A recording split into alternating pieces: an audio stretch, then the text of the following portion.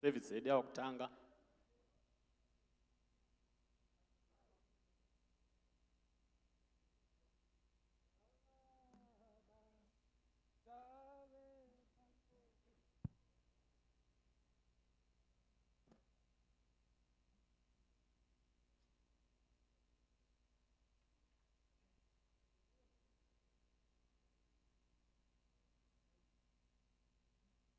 Torumbidza zita renyu, totenda kunaka kwenyu Jesu.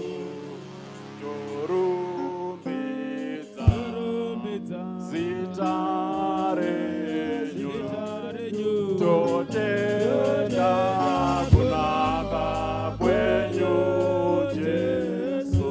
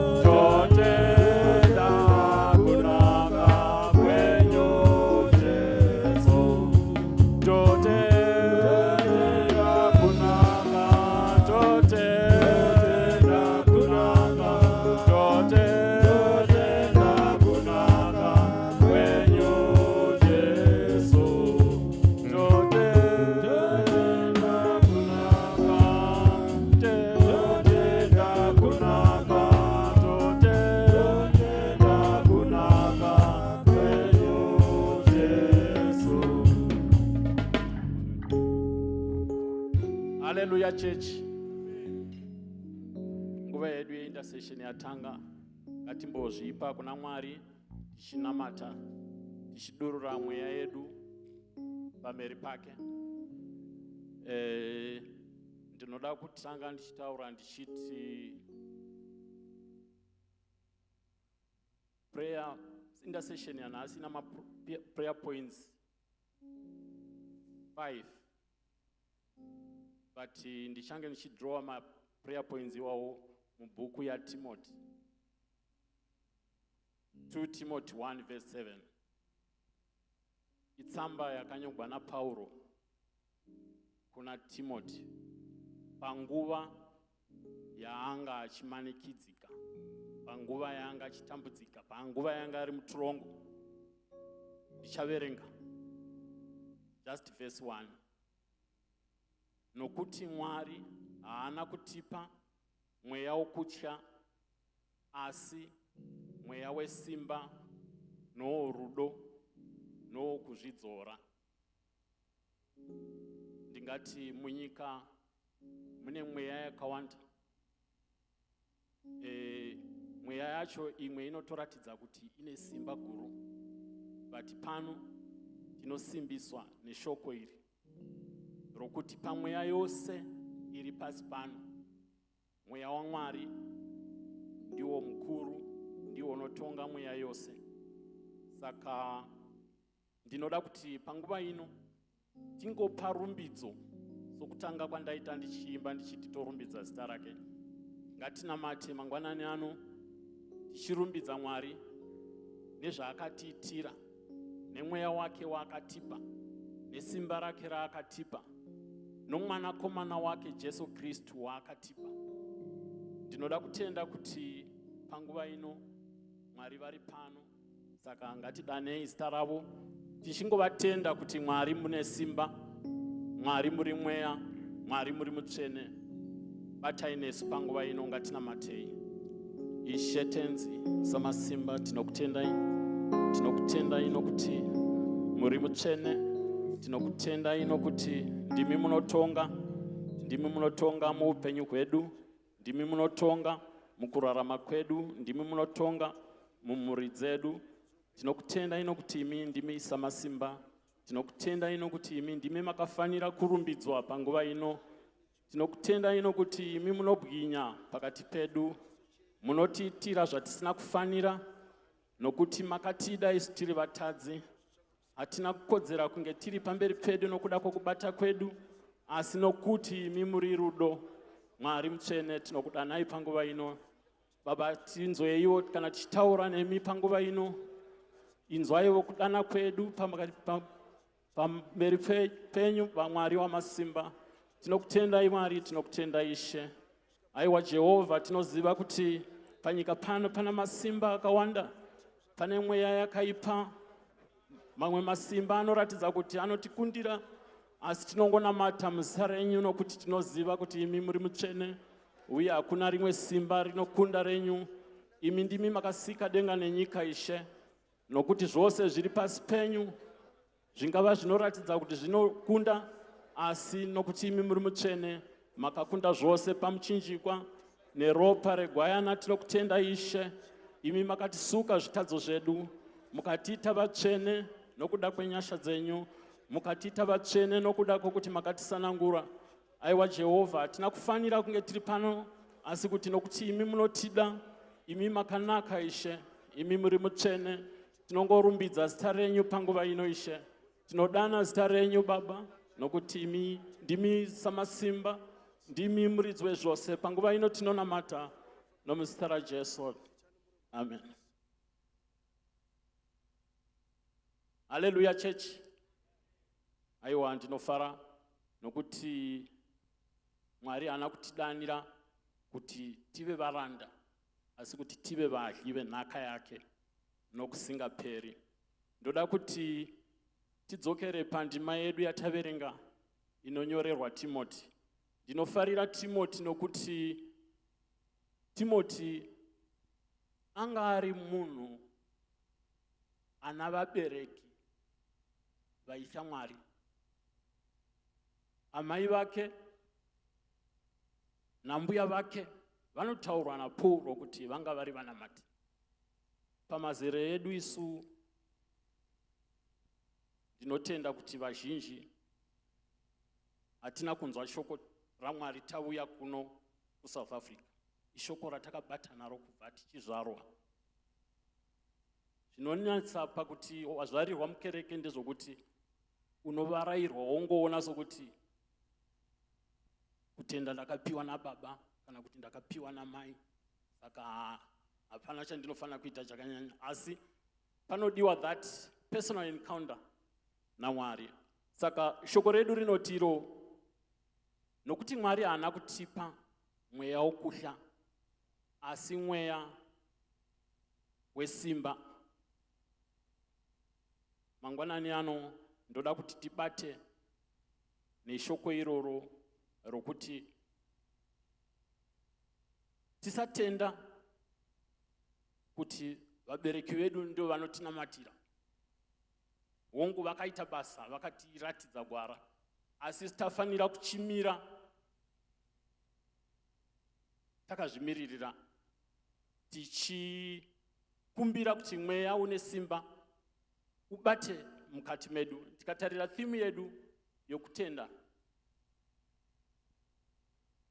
yefaith namabasa, pamabasa panodiwa simba.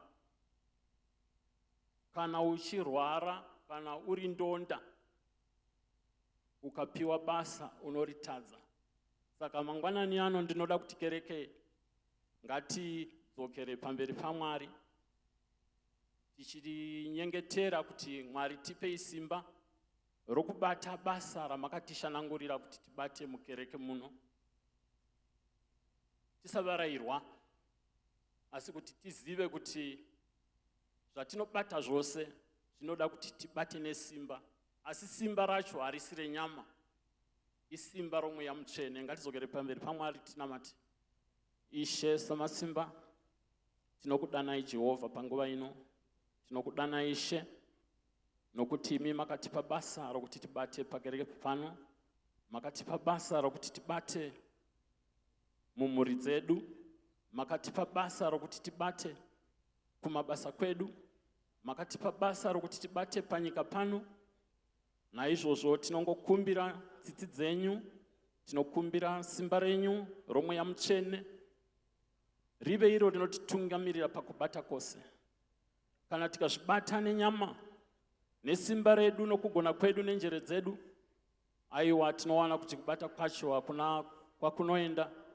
Naizvozvo tinonamata Ishe tenzi, tibatsirei Baba, dururai Mweya wenyu Mutsvene, uve iwo unotigaidha nguva dzose, uve uyo watinobata nawo nguva dzose, uve iwo unotitungamirira nguva dzose.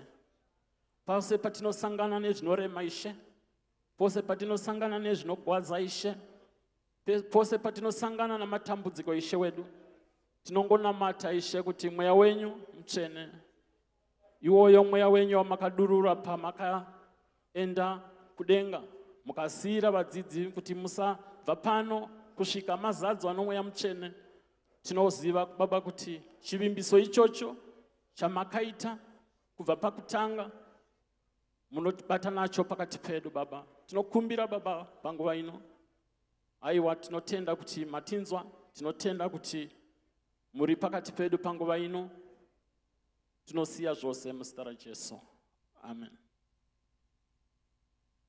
Prayer point yangu yechitatu yandinotora kubva pakuverenga kwandaita pakutanga inotaura nezvomweya worudo.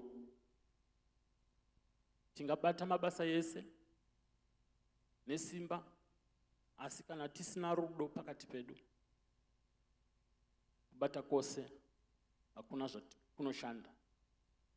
Rudo ndirwo rwakakodzera kuti utitungamirire pose patinenge tiri, pazvinzvimbo zvose zvatinoitwa, zvatinoiswa namufundisi, pazvinzvimbo zvose zvatinazvo kumabasa kwedu, pazvinzvimbo zvose zvatinazvo kumhuri dzedu. Ndinotaura ndakatarisana nana baba panguva ino, ndichiziva kuti nhasi isevhisi yenyu. Baba vanofanira kubata norudo. Pazasi paprayer point yokupedzisira ndinozotaura nezvokuzvidzora. Kana usina rudo, haukwanisi kuzvidzora, unenge uchizvitutumadza. Saka panguva ino, kereke, ngatiendei pamberi paMwari tichikumbira mweya worudo, mweya wokuyanana, ndiko kuti tigokwanisa kushumira Mwari mumweya nomuzvokwadi. Haleluya. Ishe Samasimba, tinokutendai. Tinotenda nenyasha dzenyu, tinotenda nengoni dzenyu. Iyemi Ishe ndimi makaratidza rudo kwatiri, kuti makatida isu tiri vatadzi, mukatuma mwana wenyu Jesu Kristu kuti azotifira, azotiporesa pazvitadzo zvedu.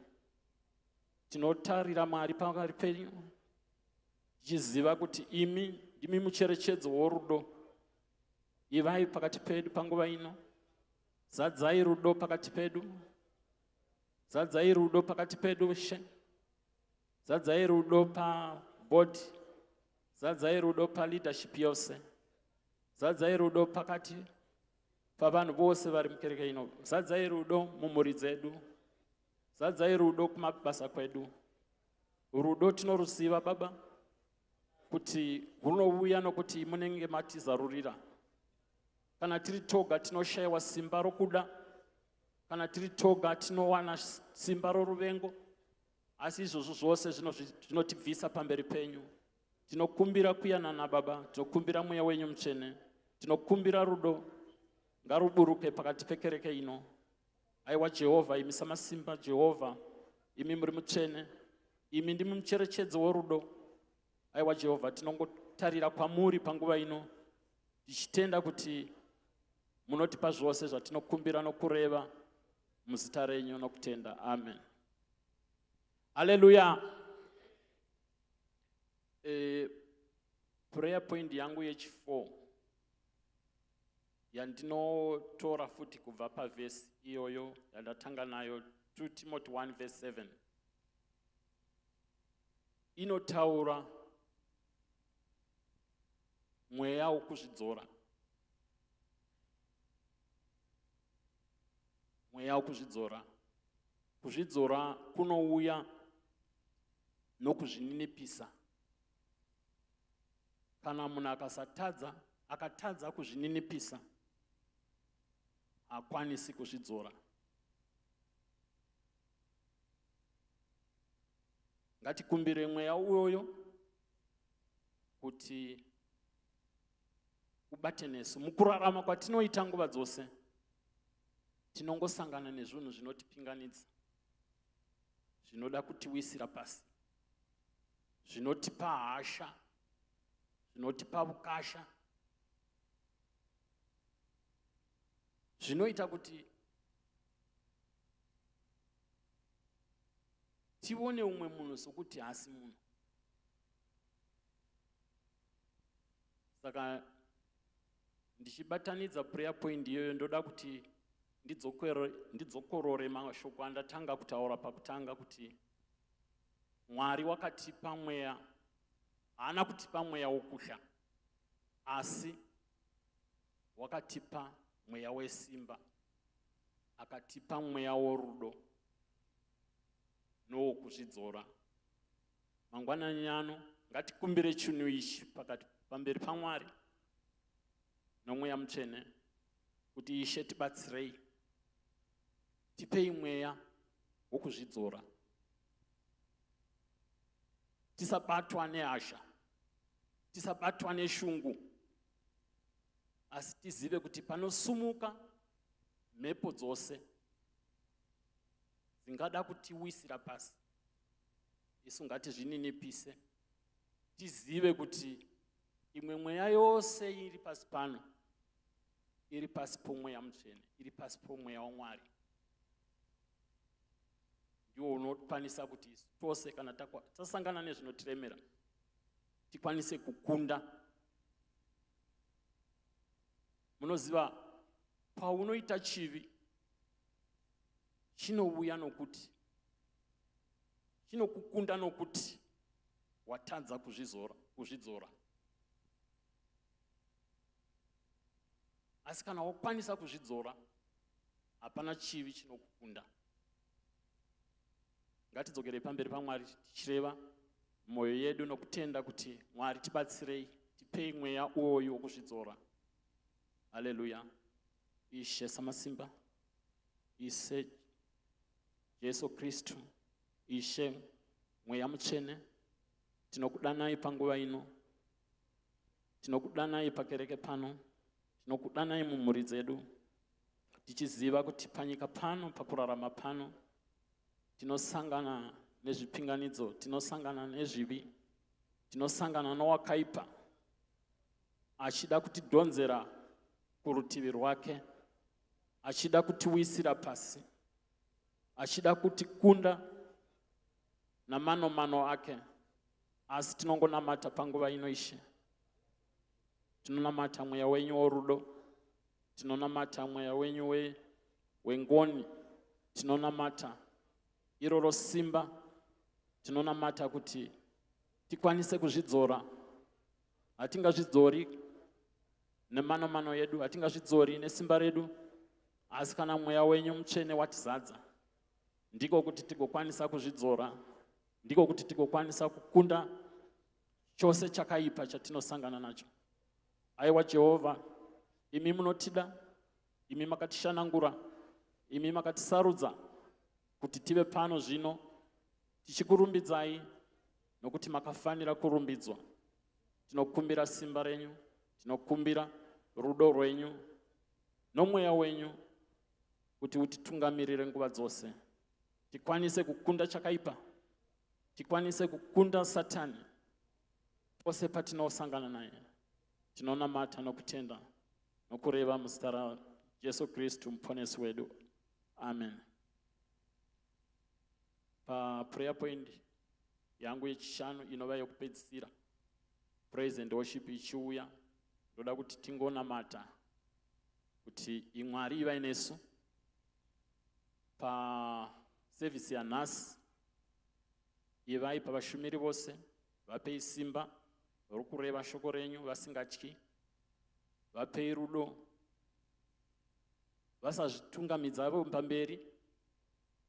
Ngatinamate panguva ino tichikumbirawo kuti tose patinenge takagara tive nemwoyo wokugamuchira shoko richiparidzwa. Vose vachabata pasvondo yanhasi ngativanamatirei, Mwari avatungamirire. Amen. Tinonamata Ishe, tinonamata muzita renyu, tinodana kwamuri panguva ino. Tasvika zvino panguva yamakatishanangurira, yamakatisarudzira kuti tiungane tichinamata nokutenda, tichidana zita renyu panguva ino, tichidana zita renyu panguva ino Ishe. Aiwa, chivaine vose vanobata, chivaine praise team, chivaine mapreachers vose, imi vatungamirirei. Dururai mweya wenyu panguva ino, ubate pane vachataura shoko, ubate pane vachateerera shoko. Tinokumbira Ishe panguva ino Baba, imi mukudzwe musumudzirwe pakati pedu Baba. Tinokutenda Ishe, tinokutenda ine nyasha dzenyu, tareva nokutenda muzita raJesu. Amen.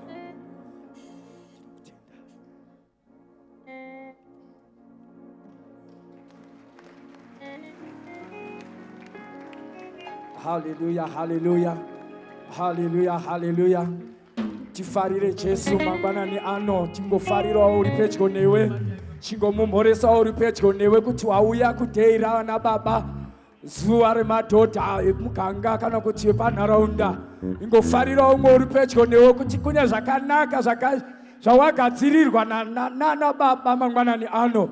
Chimbopawo mufaro uri pedyo newe, umufarire mangwanani ano kuti Mwari wakanaka uyu, Mwari uyu ndinomuda uyu, Mwari uyu ndichamunamata uyu, Mwari uyu ndichamurumbidza uyu. Usaite shanje, ingofarirawo uri pedyo newe. Hazvina basa kuti waona kubva naye, asi zvakanaka kuimba yaMwari kuti mufarire. Just shaking your heads kuti welcome to the house of the Lord.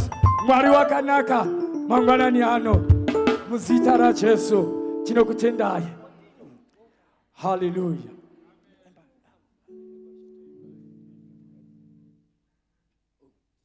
Hallelujah, hallelujah, hallelujah, hallelujah. Timbotenda nokufarira Mwari nhai. Ndiwo Mwari vatipa upenyu, vatipa mukana wokuti tive panzvimbo ino nhasi tichinamata. Hallelujah.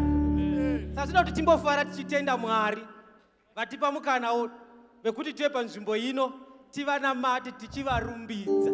Hallelujah. Amen, amen and amen. Tinotenda Baba, tinotenda Jesu, tinotenda Hosana, hallelujah. Tinotenda Baba, tinotenda Jesu, tinotenda Hosana, hallelujah. Tinotenda Baba, Jesu, tinotenda Hosana, hallelujah. Siyabonga Baba, siyabonga Jesu, siyabonga Hosana, hallelujah.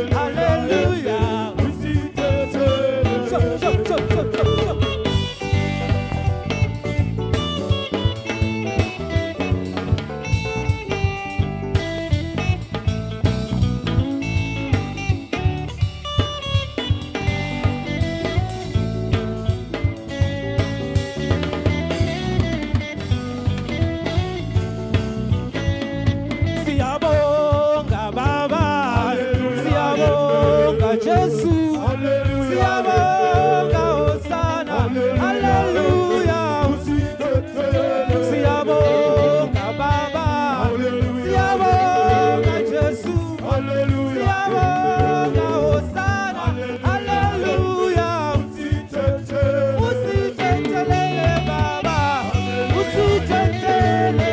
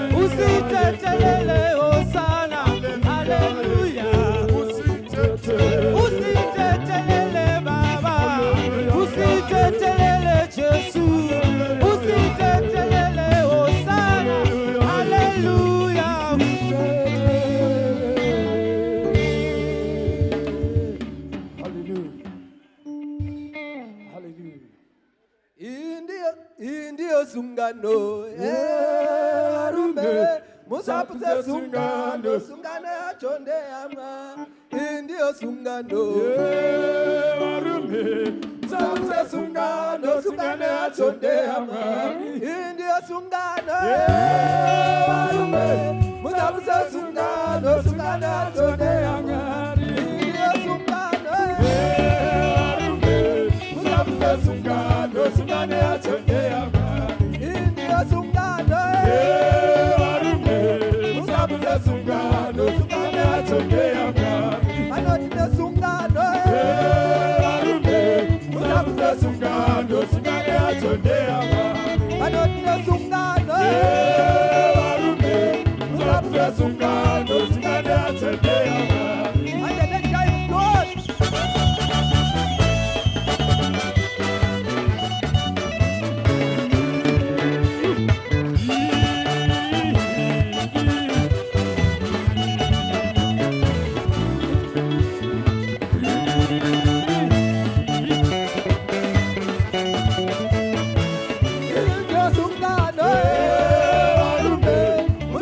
Sungano, sungane achonde ama. India sungano, arume, musapute sungano, sungane achonde ama. Ebiko, Gururu na murizo kunachi. Sunga, sunga, sunga, sunga, sunga, sunga ne akona Jesu. sunga, sunga, sunga, Amina sunga, Jesu mwana nioni.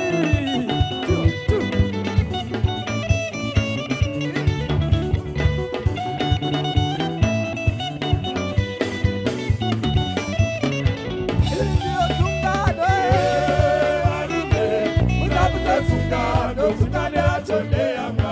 India sungano, arume, musapute sungano, sungane achonde ama. Bana baba sungano, arume, musapute sungano, sungane achonde ama.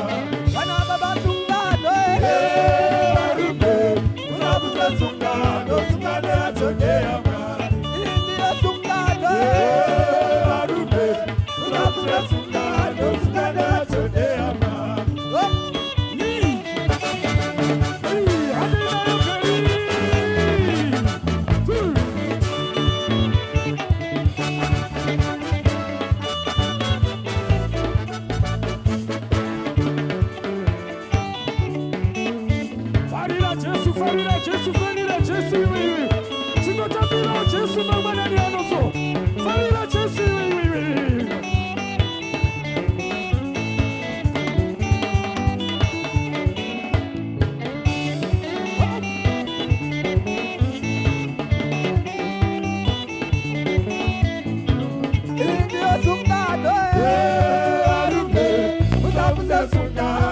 sungano yacho ndeyamwari. Ndiyo sungano arume uzakuze sungano. Tarisa munhu ari padhuze newe. Tarisa munhu ari padhuze newe. Tarisa munhu ari padhuze newe. Hallelujah. Hallelujah. Chizvitarisa. Chimbozvitarisa. Just look at yourself. Amen. Imbozvitarisa. David anoti I'm fearfully and wonderfully made. Hallelujah. Tarisa uone ruoko rwa Mwari. Tarisa uone ruoko rwa Mwari. Tarisa uone ruoko rwa Mwari. Tarisa uone ruoko rwa Mwari. Tarisa uone ruoko rwa Mwari. Tarisa uone ruoko rwa Mwari. Tarisa uone ruoko rwa Mwari. Tarisa uone ruoko rwa Mwari. Tarisa uone ruoko rwa Mwari. Tarisa uone ruoko rwa Mwari. Tarisa uone ruoko rwa Mwari. Tarisa uone ruoko rwa Mwari. Tarisa uone ruoko rwa Mwari. Tarisa iwe. Tarisa iwe. Tarisa iwe. Tarisa iwe. Tarisa iwe. Tarisa iwe. Tarisa iwe. Tarisa iwe. Tarisa iwe. Tarisa iwe. Utamba ndinotamba. Utambira Mwari. Utamba ndinotamba. Utambira Mwari. Tarisa iwe. Oh tarisa iwe. Uimba ndinoimba. Uimbira Mwari. Uimba ndinoimba. Uimbira Mwari. Uimba ndinoimba. Uimbira Mwari. Tarisa iwe. Tarisa iwe. Tarisa iwe. Tarisa iwe. Tarisa iwe. Tarisa iwe.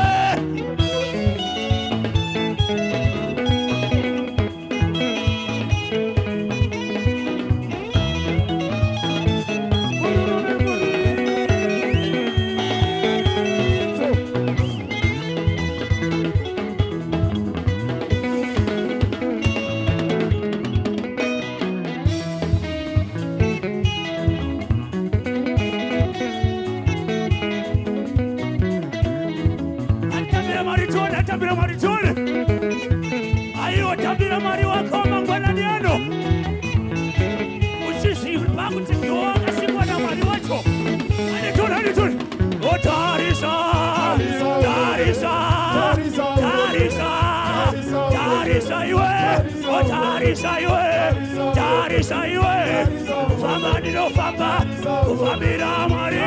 Ufamba ndinofamba. Ufambira Mwari. Ufamba ndinofamba. Ufambira Mwari. Uimba ndinoimba. Uimbira Mwari. Utamba ndinotamba. Utambira Mwari. Utamba ndinotamba. Utambira Mwari. Utamba ndinotamba. Utambira Mwari. Utamba ndinotamba. Utambira Mwari.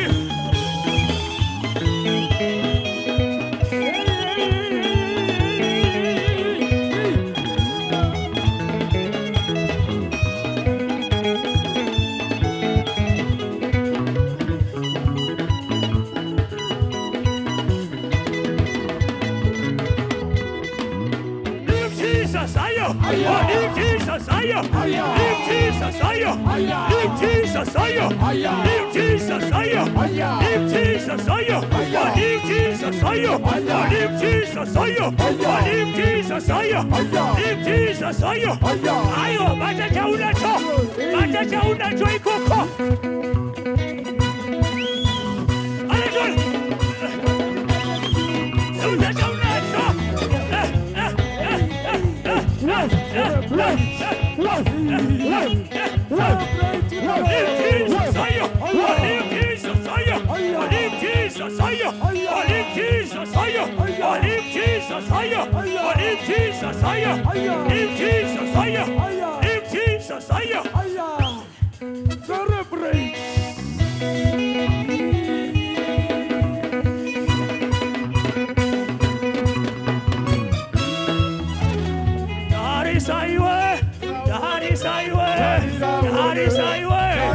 That is highway.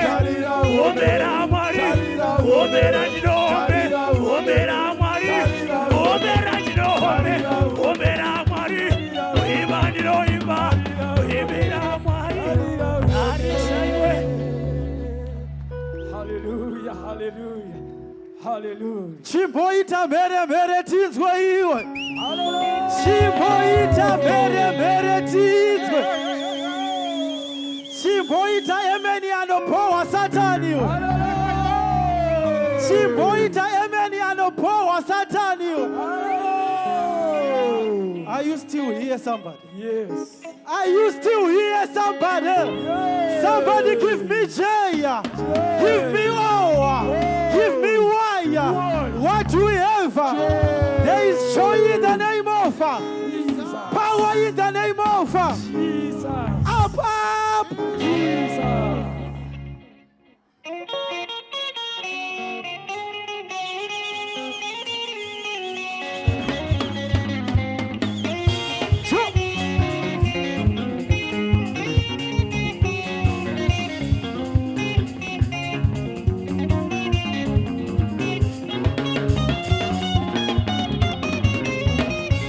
Farira Jesu tione iwe.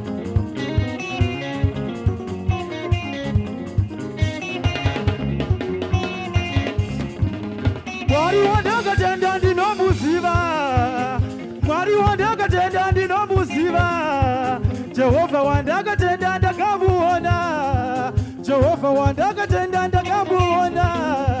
Panenge yasvika, ipo panenge yasvika uyo, ipo panenge yasvika, Jesu panenge yasvika uyo, siporidza mururu nemuridzo.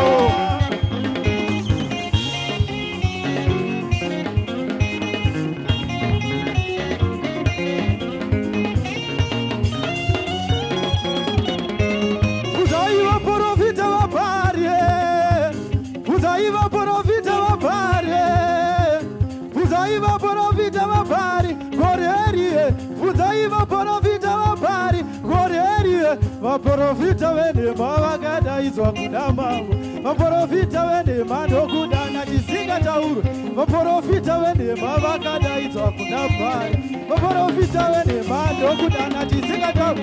Kugodaidza zita range iwe, kugodaidza zita range iwe, kugodaidza zita range iwe, kugodaidza zita range iwe.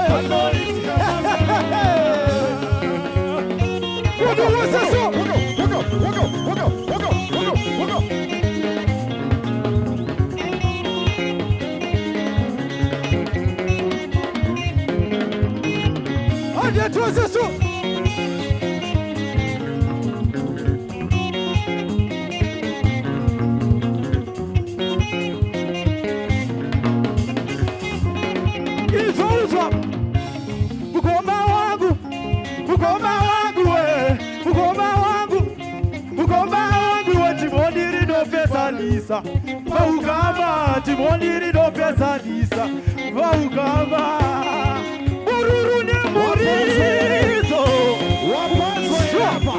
Wapazwere, Mukoma wangu,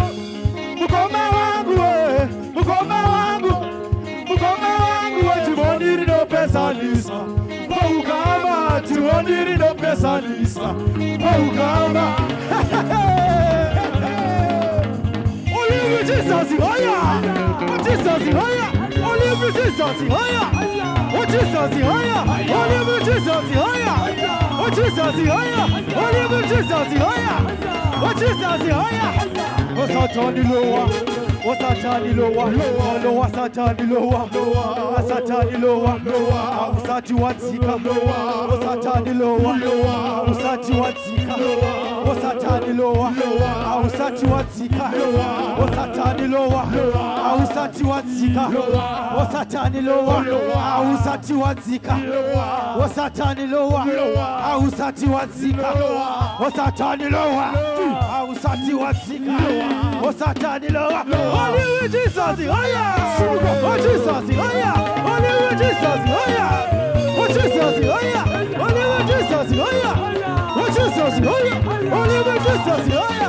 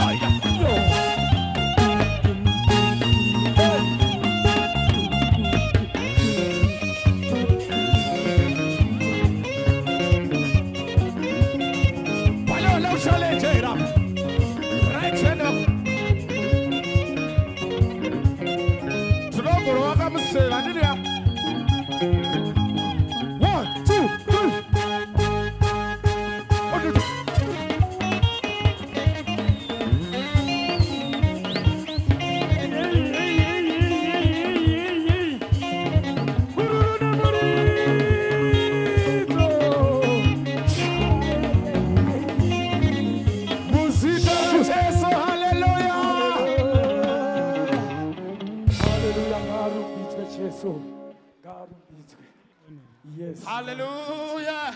Hallelujah. Hallelujah. Tinobva kupane kumwe kubwinya tichienda pane kumwe kubwinya. Hallelujah. Hallelujah. Yes. Hakuna sita sera Jesu kanano kudenga hakuna rimwe rakadaro sitaru one sitinona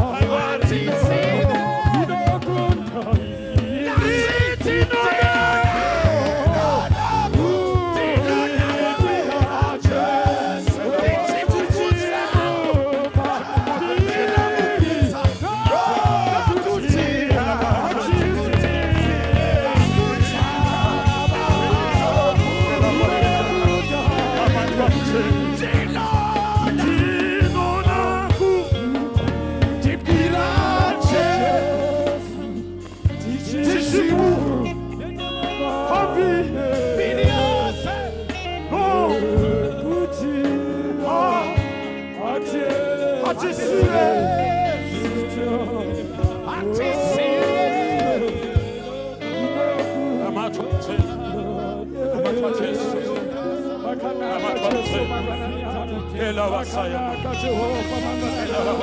Hakuna rimwe mwari ataunganira. Hakuna sita ratunganira mano. Hakuna rimwe sita mwari we are in our sin.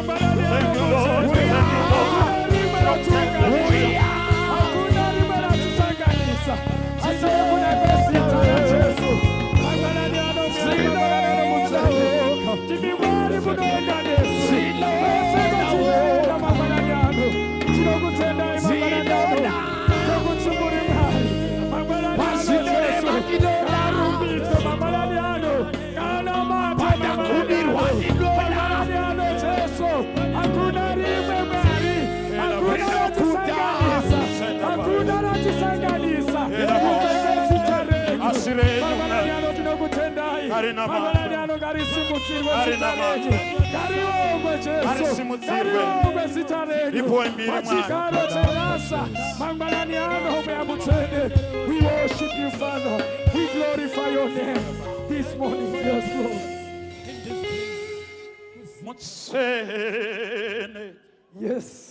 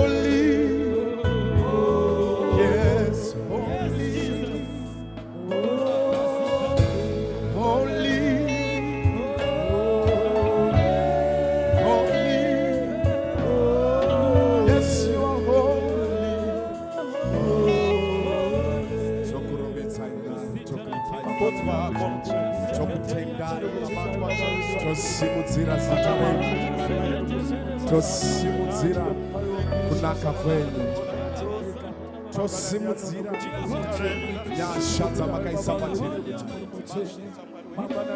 zita Jehovah. You are holy, you are holy, you are holy this morning. You are holy, you are holy, you are holy.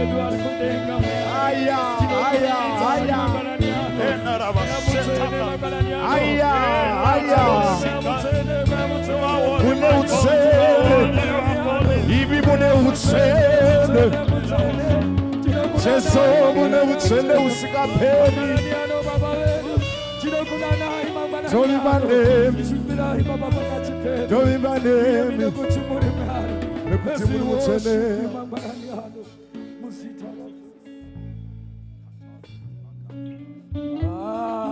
Oh Jesu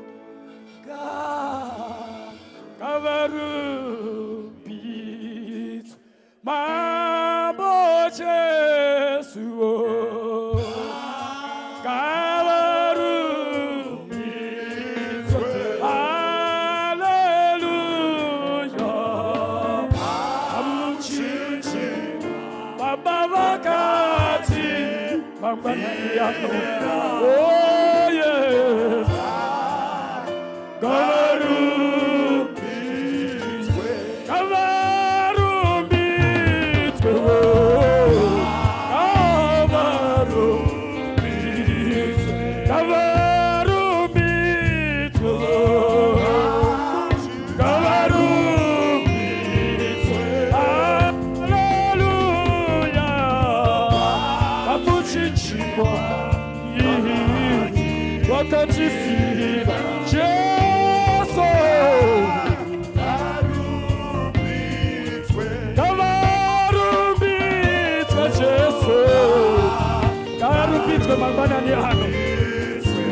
Jesu mangwana ni hano yeah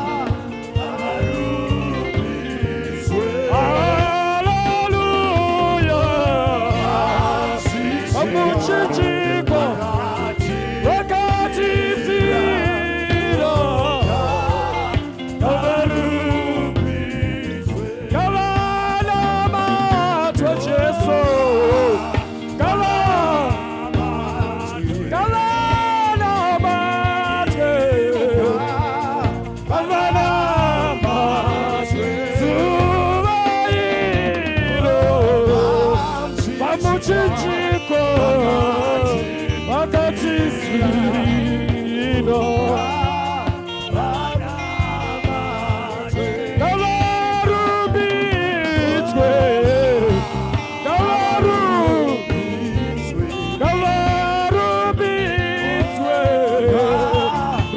Jesu mangwana ni hano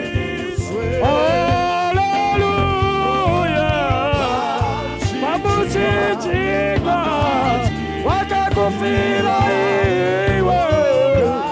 iwe rubitsa rubitsa Jesu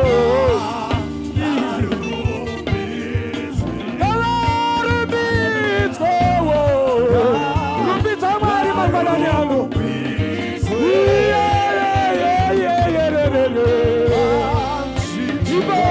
Chichiba wakakufira iwe rubitsa Jesu kalana matwa Jesu kalana matwa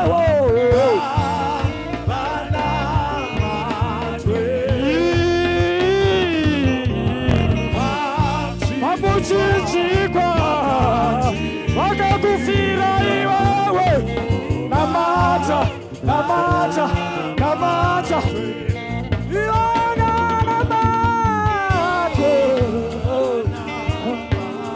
namata kalana mata Jesu oyi mamuchichikwa iwewe wakakufira Jesu Gavana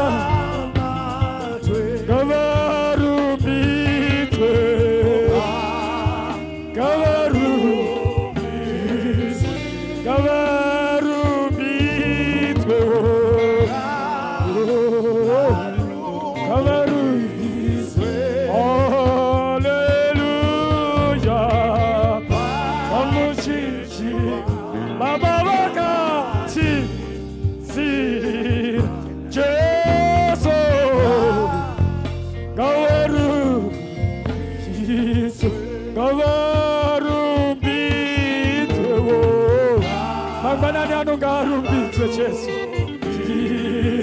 ngavarumbidzwe rumbidza Jesu mangwanani ano rumbidza Mwari wako mangwanani ano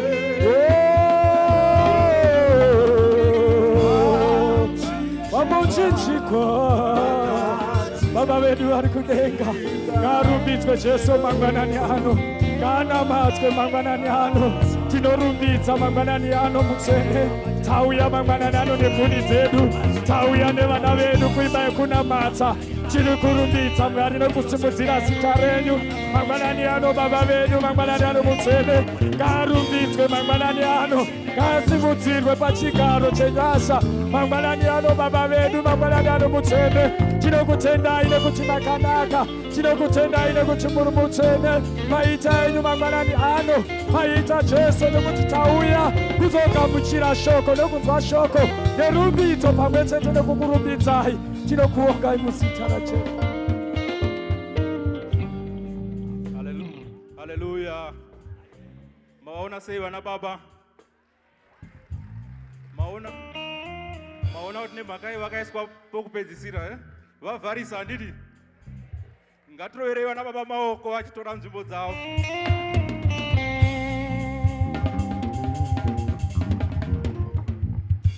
Haleluya church. Tasvika panguva yokugamuchira nokukwazisana. Pokutanga pane mumwe aita kuti iwe neni tive pano tive munzvimbo ino zuva ranhasi.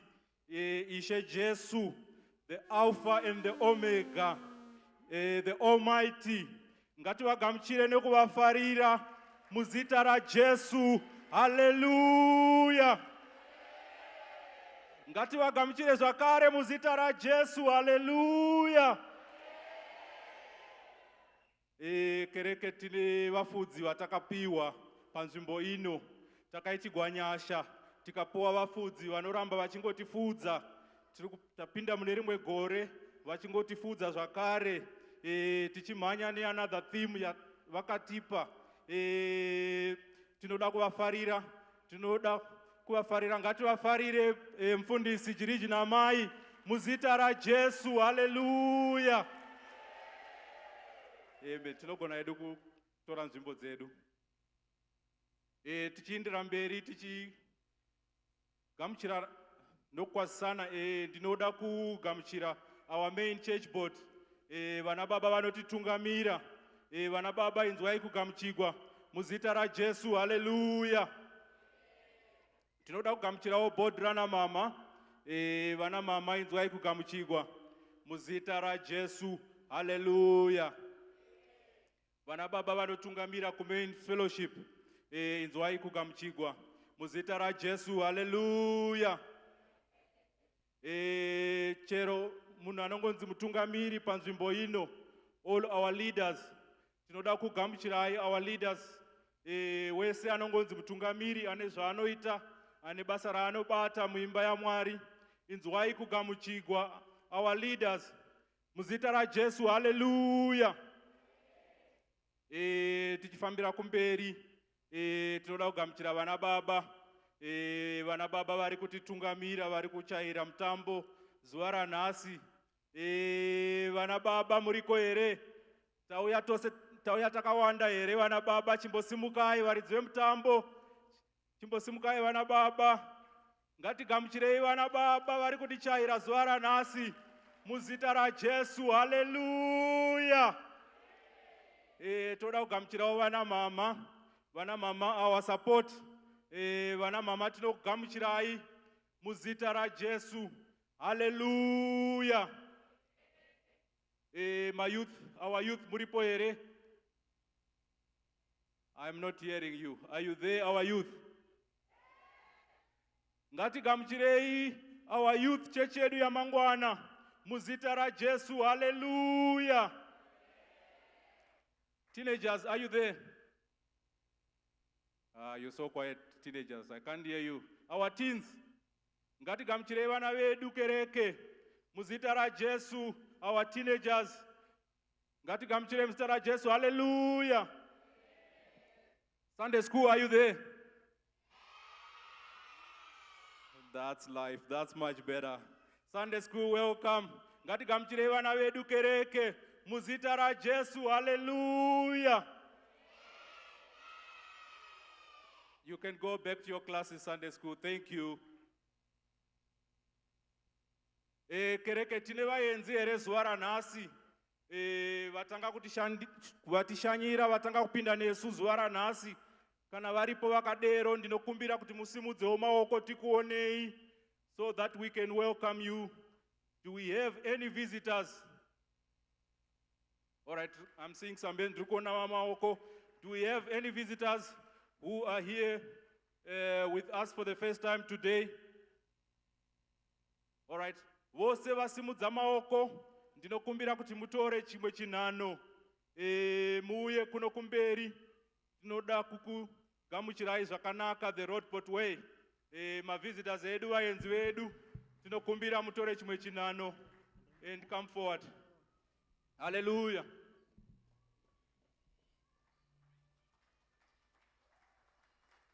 Ngativauchirei maoko vachiuya, our visitors.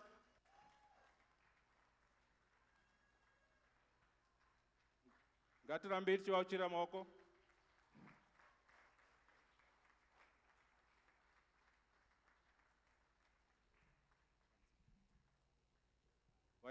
Our visitors, do we all understand Shona? Okay. Do we all understand Shona? Oh, okay.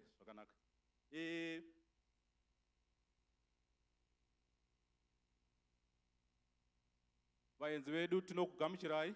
You are welcome. Maita zvakanaka mauya kutizonamata tose kuimba yaMwari zuva ranhasi. Ndichazointroducer. Okay, all right. I have been told that we have someone who doesn't understand. I'll do it again in English after this. All right, vaenzi vedu ndanga ndichiti tiri kugamuchirai kuimba yaMwari. Tinokutendai nokutishanyira kwamaita zuva ranhasi. Ndichazointroducer. Semaintroducer andaita, ndinokumbira kuti mugozoziintroducawo so that we know you as well. Ini ndinonzi Baba Manivi. Ndabvawo kuimba kwamai Manivi kuBoxburg. Ndinoshumira pano pasi pamufundisi Jiriji. Saka nomutovo uyu tinokumbira kuti mutiziviso zita renyu kuti munonzani, mabva kupi, muri bhodhi here kana sisi, kana kuti muri baba kana amai, uye motizivisawo kuti mangoya zvanhasi here kana kuti tichange tichibata tose going forward. Our visitors, we welcome you. Thank you for visiting us today. I'm going to introduce myself, and I want you to introduce yourself in the same manner that I'm going to introduce myself. So my name is Baba Manivi. I worship here under Pastor Jiriji. I live at my Manivi's house in Boxburg. So in the same way, if you can tell us your name, if you have been invited, please indicate who has invited you, or if you have seen us through our social media platforms, please indicate which platform you have seen us. Our media team is very interested in knowing that. Then also tell us if you are just visiting for today, or we are going to be worshiping together going forward. If I can start, Tangane Kunoku, Mama.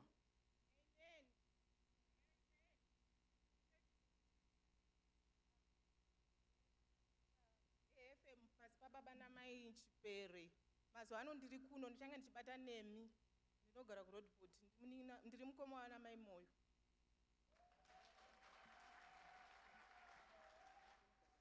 Amen. Amen. Ini ndinonzo mai Muzenda. Ndinogara ku Matole. Ndakokona mai Ana. Ndauya kuzobata nemi zvachose. Amen. Amen. Ini toitwa Evangelist More Blessing. Ndopindira ku UFIC Midrand. Ndati nasireka ndipoende kumba, ndokumba kwedu kuno. Ndainvitwa namai Masodzi. Ndoti Mwari weko ngakuitirei zvakanaka. Amen. Amen. ndatambidzwa maiki namai Kamba. Ini ndinoitwa baba Kamba wacho. Tinogara muno muRoadport. Panumber 1 Adala apa. Ndopa tinogara. Hatina wati invite but taingoti tichidarika apa taingoona zimudhuri rakakura. Tichingoti one day tichasvikapo. Saka zvikaramba zvichitinakidza sezvazviri kuita izvi. Aiwa ticharamba tichingouya. Totenda. Amen. My name is Ntombi Mngadi. I fellowship at Green Village under Pastor Modigwe. So I just moved into Rodiport, this side on Vetport. So I didn't know that the English church starts in the morning, so I just entered and I said, no, there's only one God, let me just enter and fellowship with you. Thank you. All right, thank you. Thank you, our visitors. Tinokutendai. My pamphlets amapiwa our, if you can please go through them. I not explain kuti sekereke tirikubva kupi, where are we coming from and where we are going. Then panozopera church munokumbigwa our visitors kuti mu inde pa connecting lounge panema sofa our check secretary vachada kukuonai for a few minutes there. Thank you very much. Ngati uchirei maoko vaenzi vedu vachindogara pasi. Thank you.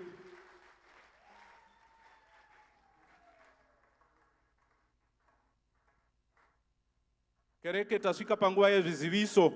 I will invite our secretary for the day, Baba Matimba, kuti vauye vatipe zviziviso. Ngati vauchirei vachiuya.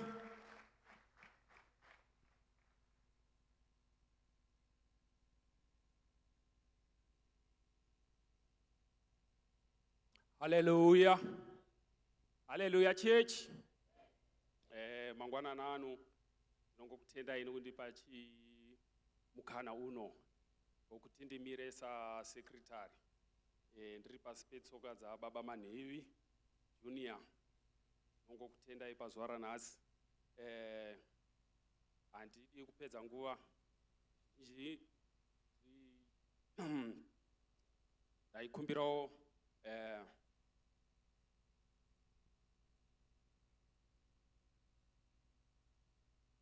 ndaikumbirawo kuti ndingoitawo chidimbu panguva ino ndisapedze nguva yenyu. Chiziviso chedu chekutanga pazuva ranhasi, madzimai vari kutengesa ma-themed t-shirts ari kuMakalis Retreat Resort Center. Camp fee ingori 700 rands chete. Madzimai vanokurudzirwa kutanga kunyoresa mazita nekubvisa madeposit avo kubva vachiaendesa kuna amai mugando. Tichanga tine men's prayer camp yekutanga kwegore from 21 February kusvika musi wa23 February uko kuMakalis Retreat Resort Camp. Fee yedu zvekare ichange iriyo 700 rands. Tichange tine cell group official opening kubva musi iyo ichatanga musi wa5 February. Do pachange pane official opening cell group. My youth vachange vane youth day yavo musi wa15 February. Tichange tine Holy Communion chinova chirayiro for this month will be on Sunday 23 February. Chimwe chiziviso chinoteera. This Monday we have our prayer and fasting. My prayer points achaiswa pama WhatsApp groups. Our baptism and dedication ichange iriko musi weSunday musi wa9 February. Kune vane vana vanoda kudedicatwa and kubhabhatidzwa. Tinokumbira kuti musanonyoresa mazita enyu ku information desk uko. chimwe chiziviso chatinacho ichi I think vakuswedera mu Valentines. Tichange tine couples Valentine's treat muswa 14 February. Ichaitirwa pano pa church. Nguva tapiwa ichange iri 1800 hours. Chirwa kubva kuma 6 ichizopera 8 late hours. Our media and marketing encourages us to like and share the posts that are sent by all social media platforms, including Facebook, Instagram, YouTube, and TikTok. Chisiviso chinotera. The pastor will be available this coming Tuesday at church. If you would like to see him, please feel free to come and do so between the hours of 9 a.m. to 3 p.m. If you are pressed for time, kindly schedule an appointment through his office. We are encouraged to invite visitors, families, friends to church. All visitors will meet the secretary at the Connection Lounge after the church. Apo pakona apo pakanyoronzi Connection Lounge. Our tithe and offering remain an important part of our commitment to the church. We pay our tithe through through my EFTs, AM deposits, and we pay during the service, we pay during the service at church office. I think zviziviso zvangu ndo pazvaperera pano. Ndongoda kutora mukana uno wekutenda. Ndiri mushangu dzababa manhivi. You inspire me a lot. Ndangoshota magirazi chete nhasi. Amen. Ngatiomberei baba Matemba vachigara pasi nokutipa zviziviso nokutiudza kuti tinofamba sei. Kereke ndambotaura earlier kuti ndabvawo kumba kwamai manhivi. Ndakadiwawo some almost 18 years ago namai manhivi. Tikakomboregwa nevana vedu 3, Michelle Ruvimbo naAno. Ndibatsirewo kereke kuvakwazisa muzita raJesu. Hallelujah. Thank you very much. Takuinda kune next segment yedu yevashumiri. Vana baba vakatigadzirira. Tine very strong team iri kuuya yana baba. Vambosakura pano. Timbowashoko timboshumigwa nana baba zuva ranhasi.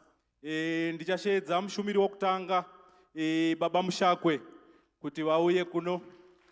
Ngativauchirei vachiuya. Ngativauchirei, ngatirambe tichiuchira. Thank you.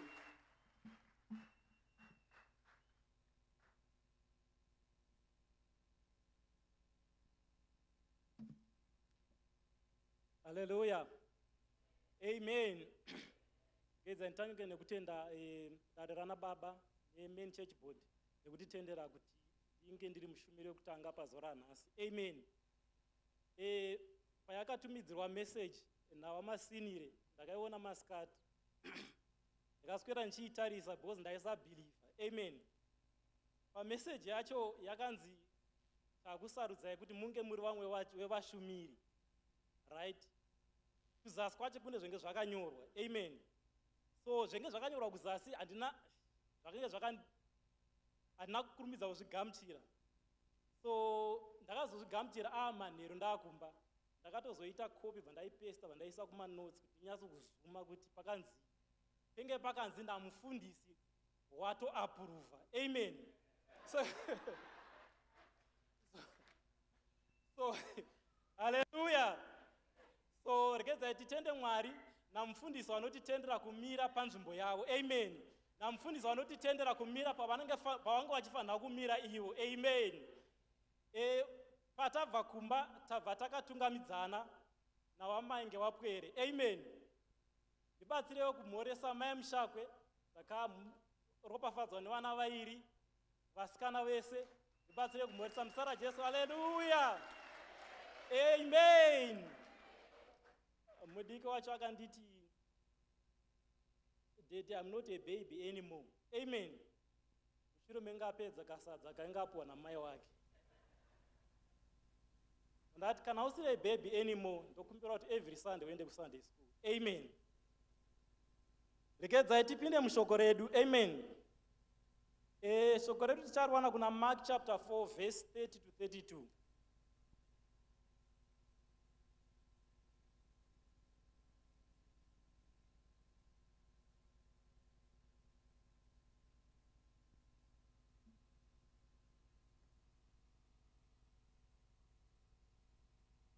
Tinozvijaira nai. Okay, ndichaverenga. Maita zvakanaka maisa chishona. Akatizve, umambo hwaMwari tingaufananidza neiko, kana kuti tingaita mufananidzo upiko kuti tihutsanangure. Hwakafanana netsanga yemustard inova tsanga duku duku yaunodyara muvhu. Asi kana yadyarwa inokura igova muti mukuru kupfuura miti yose yomubindu. Una matavi makuru zvokuti shiri dzedenga dzinogona kugara mumumvuri mawo. Haleluya, amen. Okay, shoko redu zvatanzwa kuna Mark chapter 4 ratiti umambo hwedenga tingaufananidze neiko. Amen. Hanzi tinofananidza nemhodzi mustard seed. Amen. Hanzi mhodzi iyi idiki stereki. Amen. Ndakota panzi mhodzi iyi idiki stereki. Amen. Kana chinhu chiri chidiki hachitarisiri kuita mabasa makuru. Amen. So mhodzi kana ichinge iri diki, pandakaita research yangu hanzi mhodzi yakangokura something like 1 to 2 mm. Amen. So hanzi kana ikaiswa mhodzi iyo, kana ikaiswa muivhu inoshingirira kumera, inoshingirira kubuda, kana kuti kana mhodzi iyo ikasimwa muvhu inoshingirira kumera. Amen. Right. Svaizvo tiri kufamba netheme yedu yekuti faith. Amen. Ndichitarisa mhodzi inoratidza kuti kutenda kwedu, amen, kunotanga kuchiri kudiki diki. Amen. The step yataita nhasi yekuya kuchechi itori rimwe yemabasa ekutenda, nekuti haugoni kuya kuchechi kana usingatendi kuna Mwari. Amen. Kana uchitenda zvekubhawa unongoendawo kubhawa nekuti ndokwakadanwa kadaidzwa. Hanzi mhodzi iyi painodyarwa inoshingirira zvakare kukura, ende hanzi inofarira kukura munguva yechando. Hanzi inokura zvakanaka munguva yechando. Right. Tikatarisa chibage hachikuri zvakanaka munguva yechando. Chibage chinokura nemvura. Mhodzi inokura zvakanaka nechando. Amen. Chibage chikawandirwa nemvura chinonyura, pachishona pedu tinoti chinonyura kana kuti hachiiti zvakanaka. Chibage chikapiwa zvakare zuva chinosvika pachinosvava chitodza kuita zvibereko. Amen. But mhodzi iyi yemustard painopiwa, tese tinoziva kuti nguva yechando inguva yakaoma. Ndakamborohwa naticha nguva yechando ndikapoza ndaramba chikoro. Amen. So nguva yechando inguva yakaoma, zvirimwa zvizhinji hazvikuri zvakanaka munguva yechando, but mhodzi yemustard inokwanisa kukura zvakanaka munguva yechando. Ndiri kuedza kuti pakunamata kwedu tine imwe nguva yekuti kana tichinge tatora a step yekutenda, kana tichinge taratidza kuti isusu tinoda kunamata, pane zvatinosangana nazo, tine masituations atinosangana nazo, kana kuti mamwe maenvironment atinosangana nazo. But kana tichinge tasangana nemaenvironment iyayo, ndatiyedze kushingirira kuti tirambe tichitsungirira pakutenda, tirambe tichinamata. Amen. Tirambe tichidana Mwari ari kumusoro kudenga. Ndatiroveredzei mwoyo yedu kana kuti miromo yedu kuti pane chose chatinotaura tisaswedze zuva kana kupedza a sentence tisina kuti Mwari vanotiitira.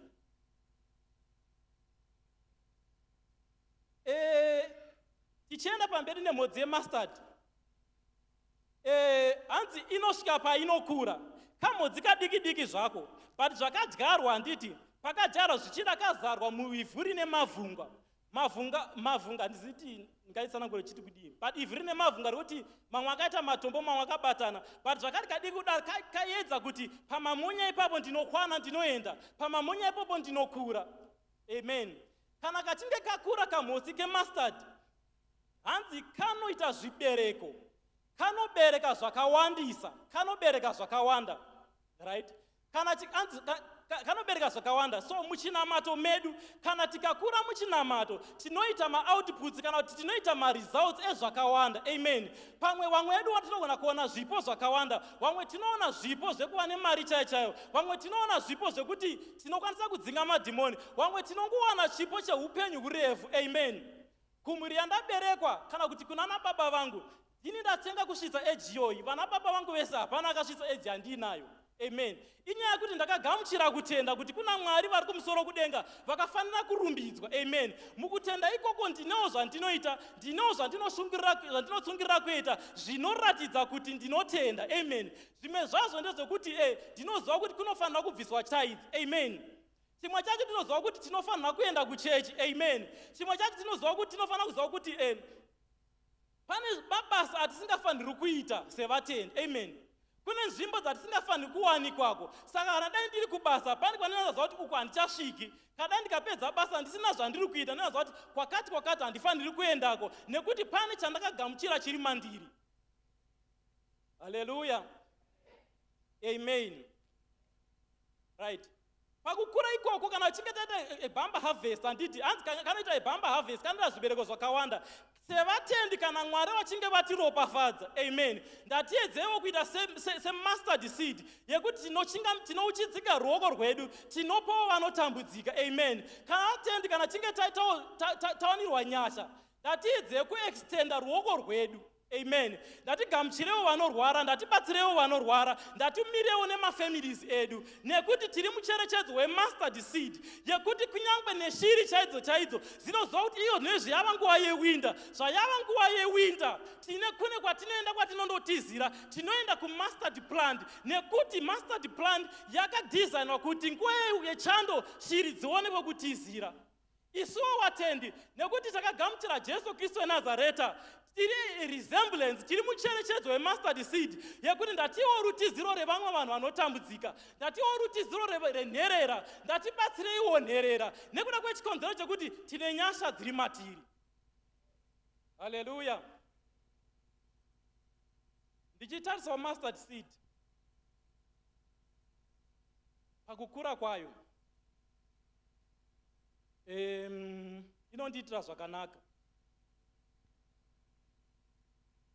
Zvayafananidzwa, mambo ekudenga zvawafananidzwa nemustard seed.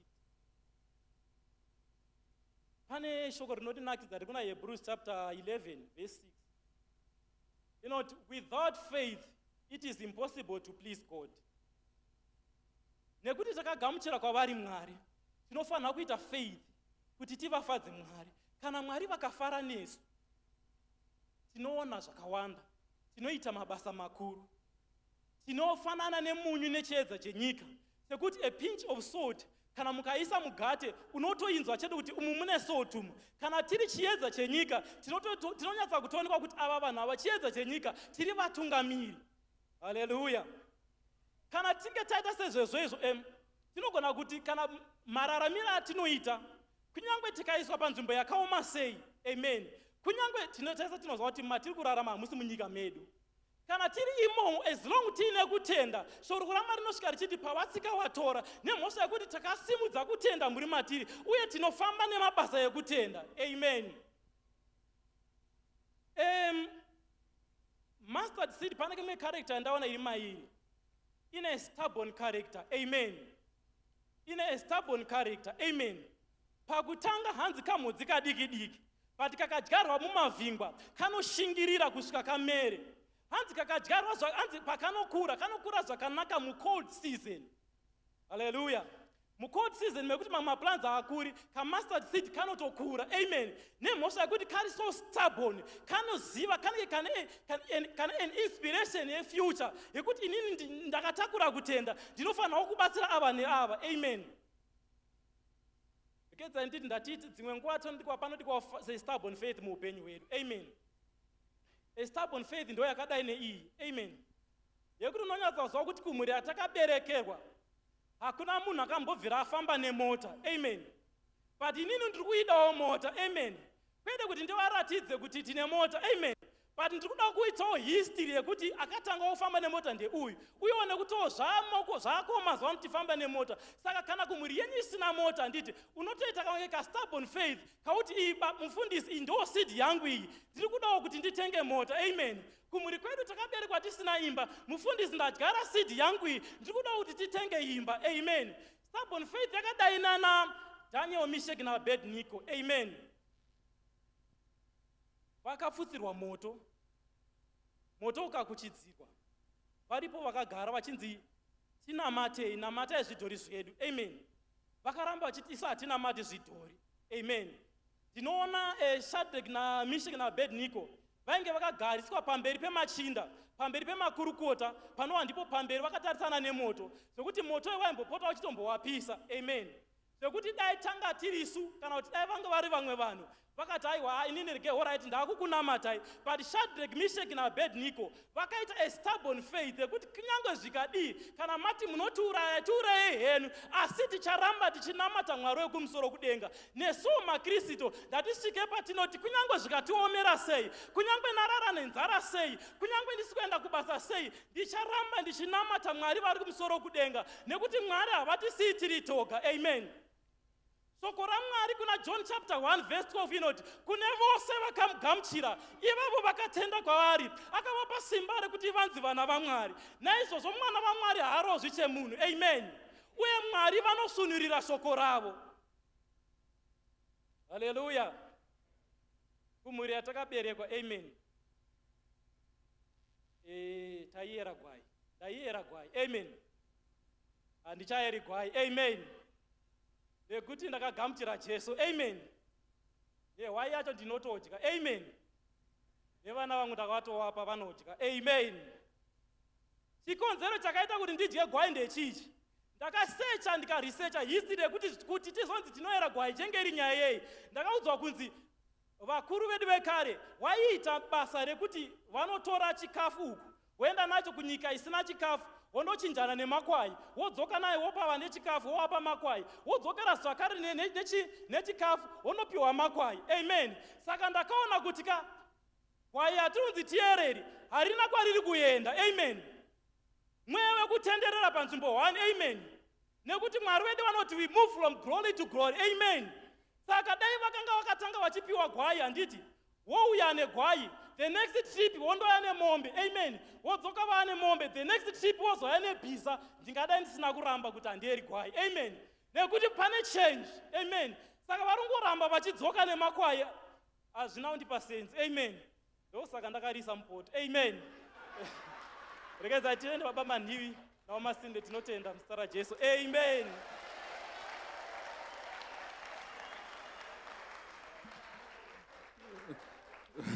Ngatifarirei baba Mushako vachitora nzvimbo yavo. Tinokutendai baba Mushako for the very powerful word, quite stubborn faith. And the last part here, Gwai, thanks for those notes. Ndichaishandisa somewhere. Kereke tasvika pamushumiri wedu wechipiri. Ndakudaidza mushumiri wedu wechipiri baba Tongona.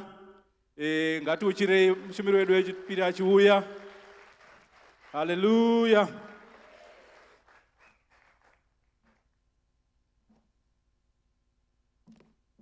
Muzita raJesu. Amen. Muzita raJesu. Amen. Ndinonzwa kufara nekumira pamberi penyu ndichitaura zvishoma zvandinazvo kari kekutanga. Muzita raJesu. Amen. Ndakandiri kuzvifunga ndikati pamwe pacho unogona kuzopfuura nepasiripo ndikati mhuri yaMwari inozongozviziva kuti ndaana baba. Tichikura baba waisanzi hamunyepi, waiti ukati baba munonyeba mumba zvinenge zvakaipa. Muzita raJesu. Amen. But it's good tinofara nemukore wataakurarama vana vedu vemazuva ano, they can tell you kuti daddy you are lying. Muzita raJesu, amen. Ndinoda kusvika pandinokwazisawo mweya mutsvene wanditendera mukati mezuva ranhasi kuti ndiwe pano, ndibatsirei ndimugamuchire muzita raJesu, amen.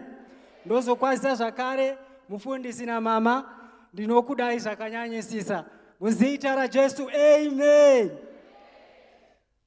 Nanga ndakagara apo ndakuda kusimuka ndikaziva kuti ndini ndakuda kuenda kunobata chimuti. Nanga ndiri kuti rumbidza Jehovha mweya wangu. Mashoko anga ari kutaurwa naDhavhidha ari kuti rumbidza Jehovha mweya wangu. Hana yangu yaita seyanga ichida kurova, ndikati rumbidza Jehovha mweya wangu. Nandiri kuedza kutaurira Hana kuti hana dzikama, nekuti Dhavhidha akatotaurira mweya wake kuti urumbidze, ukanzwisisa. Saka ndiri kutenda kuti Hana yangu yadzikama muzita raJesu, amen. Ndisirewo Mateo 17 verse 20.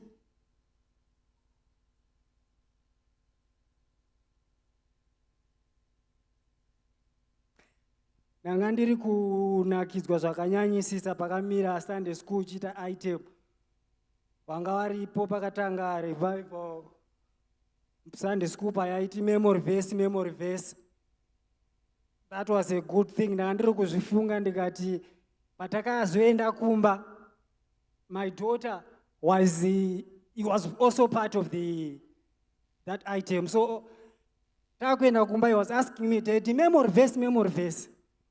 And I was taking it ndikati pakutenda kwedu there are some things zvokuti vana vakatitarisa vanofanira kudzidza kwatiri, nekuti danga rinyaya kuti andibvunza that memory verse ndotadza kuziva memory verse, kutenda kwangu kwaizomira papi pamberi pake. Zvaigona iye kutoti pakukura kwake atadze kuva nekutenda muzita raJesu, amen. Ndichawerenga Mateo 17:20. Hanzi akavapindura achiti, nokuda kwokuti mune kutenda kudiki, ndinokuudzai chokwadi kuti dai maiva nokutenda kudiki hako semhodzi yemasitadhi, maigona kuti gomo iri ibva apa uende uko, zvichiitika. Hapana chamunozokundikana kuita muzita raJesu, amen.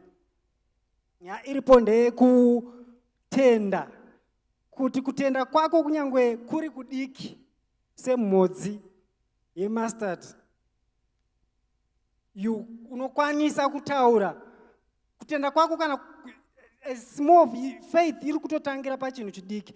Ndosaka yakafananidzwa nemhodzi yemustard, kuti kutenda kwauinako ikoko you can say zvaunoda zvichiitika muzita raJesu, amen. Nanga ndichitarisa ndikati, so this faith, I need to keep faith. And when I keep faith, ndinonga ndiri parwendo rwokuti ndinonga ndichifamba. It's not like I think of faith and say I have faith and I just say with I having faith. I need to act. Panyaya act ndo pane nyaya, because ndipo panosimudzira faith yako muzita raJesu, amen. Faith rwendo rwatinofamba, tinofanira kufamba takasimba. Pane zvinhu zvandalista zvokuti tichifamba parwendo rwekutenda. I think sezvanambotaura zvokuti even those memory verses, uchifamba pakutenda kwako, you need kuti kana wasvika pamwe pekuti unonga wakabatikidzana, wasvika pamwe pekuti zvinhu hazvina kumira zvakanaka, kutenda kwako kunosimuka nekuda kwekuti pane vhesi riri musoro mako rawataura panguva iroro kuti rikuchengetedze pane zvinonga zviri kuitika ipapo muzita raJesu, amen. Nanga ndiri kuti patakapiwa thimu iyi kutanga kwegore yakanditora kumashure mbichana. I think it's 30 years back. muzita rajesu amen. I think pane vamwe vakutobvunza kuti kana baba vari kutaura zve30 years back wamborine makore mangani. Muzita rajesu ndaenda. Muzita rajesu amen. So this thing is, we grew up with my brother, my sister. So pakukura kwedu taigara takakurira pamagrosa, understand, pamashops. Then I was still young.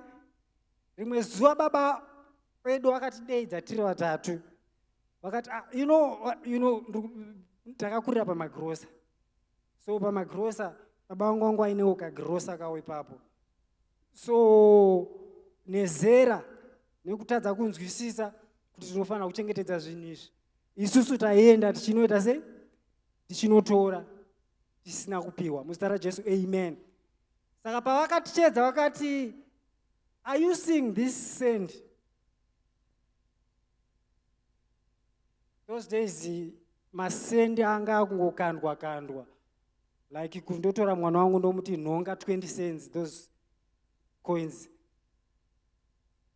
This masende amuri kuona pamagrosa, if you walk around, people are throwing these cents. Ukaanhonga unokwanisa kutadza kumbibira, but wotenga chi zvaunonga uchida kuita nemari yaunongoona iyoyo. But then inini I was the young from my sister and my brother. My sister and brother, they said, but dara kuti tinonge masende gore rineri. It doesn't make sense. But I think maybe because nanga ndichiri mudiki, ndakati no, me I'm going, ndakatenda kuti ndikanhonga masende aya, I'm going to buy what I want. Muzita rajesu amen.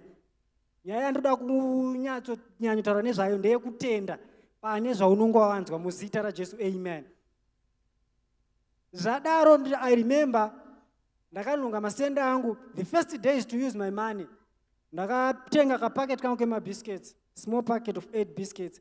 I enjoyed a lot. I still remembering, because even my brothers were watching ndichidya.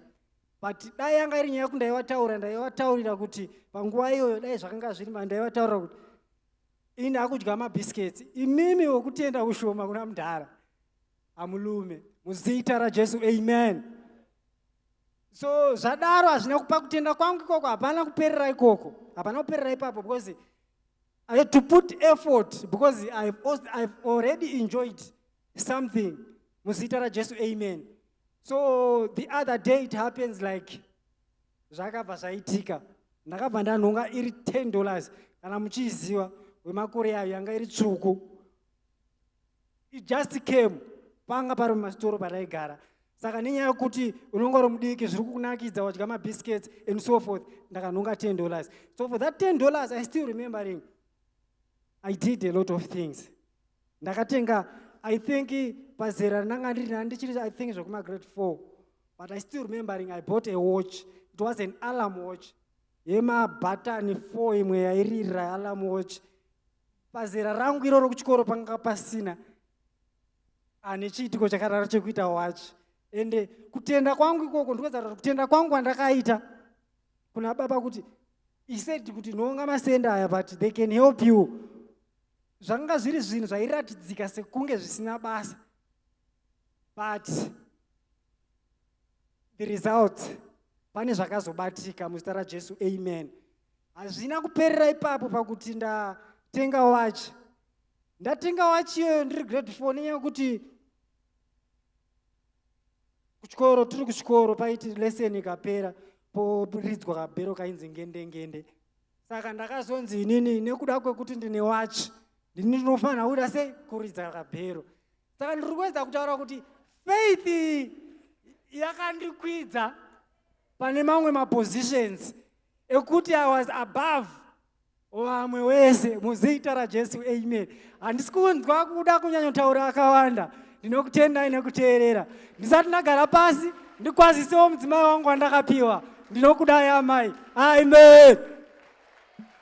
Ngatiuchirei baba Tongo vachitora nzvimbo yavo, mabasa ekutenda. Thank you for the powerful word. Takuenda pamushumiri wedu wechi3. Ndoda kudaidza baba Mutero, our third preacher. ngativauchirirei vachiuya, ngatirambe tichiuchira. Thank you. Hallelujah, church. Hallelujah, church. Men and amen. It is my great hope to be standing here at the arena of liberty, giving glory to the Almighty God. Hallelujah. Nokutenda mfundisi. Nedare renyu nekunipa mukana uno ndikamira pano pamberi. Ndanga ndiri kufunga kuti ndinokutanga mira pano asi ndinoona kuti aiwa handisi ndega. Amen and amen. Right, ndisati ndaenda kushoko rangu randakapiwa naMwari. Ndikadai ndakaita hwekwaJona hwokutiza.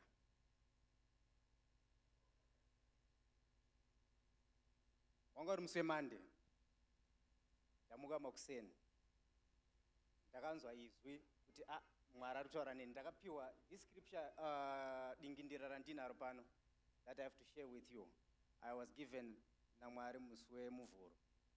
Then ndobva ndati kune mudzimai wangu, ndinedingindira ndapiwa iyi nemavheses acho. Rega ndimbokuparidzira ndiona kuti can I have the courage to stand pamberi pevanhu preach the word of God. Ndikaita sekudaro. Ndaita sekudaro musi wechipiri ndakati aiwa ndingambokusvikwanisa izvi. Alright, vandafonera sekuru wangu Magunda ndakati ndine shoko randinaro panapa. Vanditi aiwa mira ndiMwari ari kutotaura newe. Vakati aiwa nyoresa kuna Prof Masindi. Ndakati alright ndichavafonera. Handina kuvafonera Prof Masindi. Musi wechitatu vakandibvunza vakati iwe wakazonyoresa here zita rako. Ndakati aiwa handina. Vakati aiwa kabhozika vamasinira vandifonera ndakaona kuti iconfirmation yekuti zvechokwadi ndinofanira kutaura shoko iri pamberi paMwari. Without wasting much of my time, shoko randapiwa naMwari dingindira racho nderekuti formula to accomplish acts of faith. Formula to accomplish acts of faith. Kana kuti gwara rekuzadzisa mabasa ekutenda. Hallelujah. Kune vakaita maths, you understand what it means. Kana pachitaura nezvemaformulas, of which a formula it's a mathematical relationship or a rate expressed in symbols. That's the formula.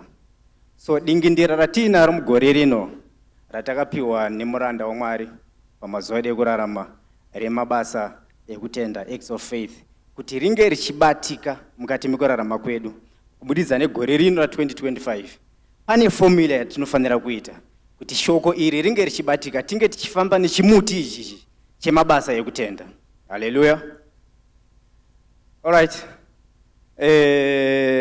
Formula yacho iripo muBhayibheri yekuti ndeipi formula yatinofanira kuita kuti zvinge zvichibatika, theme yegore rinei inge ichibate mabasa ekutenda.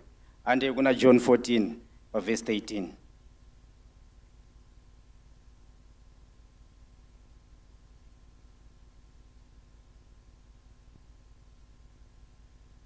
All right, ndichaverenga panapa whilst they are still doing projecting it. Right, and whatsoever you shall ask in my name, that will I do, that the Father may be glorified in the Son. Hallelujah. If you shall ask anything in my name, I will do it. Ndi Jesu yari kutivimbisa kuti chese chatichakumbira nemuzita rake anotiitira. Takaenda verse 15. Inobva yataura iyo ichiti, if you love me, keep my commandments. If you love me, keep my commandments. Ndipo pane formula yedu apa. We have to keep the commandments of God. Kuti theme iyi inge ichinamatira patiri kubudikidza negore rina 2025. Patakapiwa theme iyi musi wa31 December, takafara zvisingaiti, looking forward to 2025 kuti mabasa ekutenda. Asi kuti anga achibatika mabasa ekutenda acho iwayo, there is a formula that we have to do. We have to keep my commandments ayo kuti mabasa ekutenda ange achibatika. That's the formula that we have to imply. All right. Ndi api kwa ma commandments acho kana kuti mitemo, mirayiro yatinge tichifanira kuchengetedza kuti tinge tichikwanisa kuve negwara rekuzadzisa mabasa ekutenda. Tikaenda kuna Mark 10 verse 19. Mark 10 verse 19.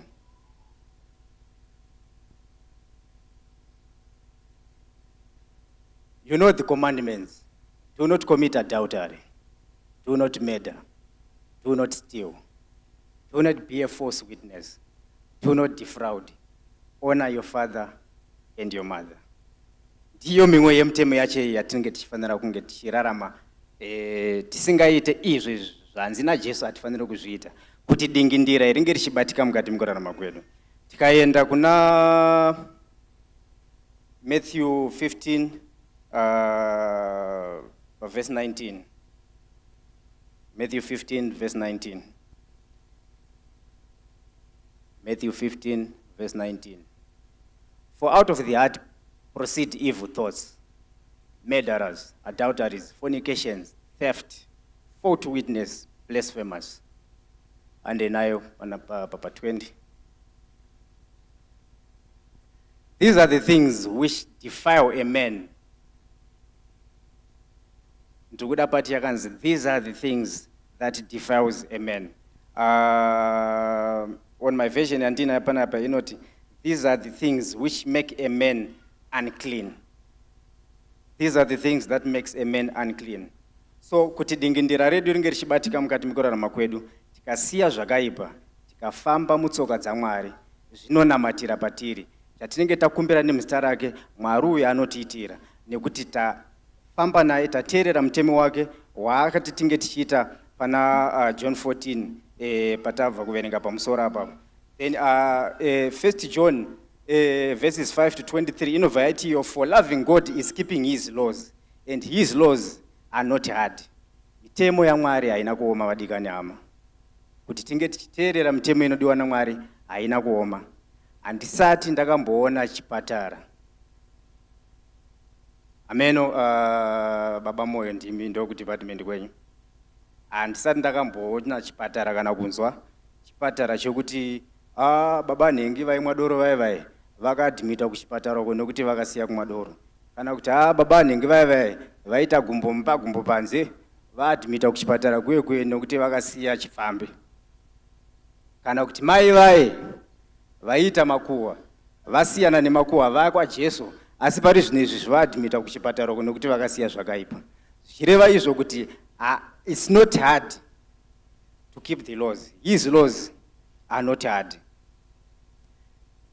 John 14:20 inobva yati, at that day, muzuva iroro, you shall know that I am in my Father, and you in me, and I in you.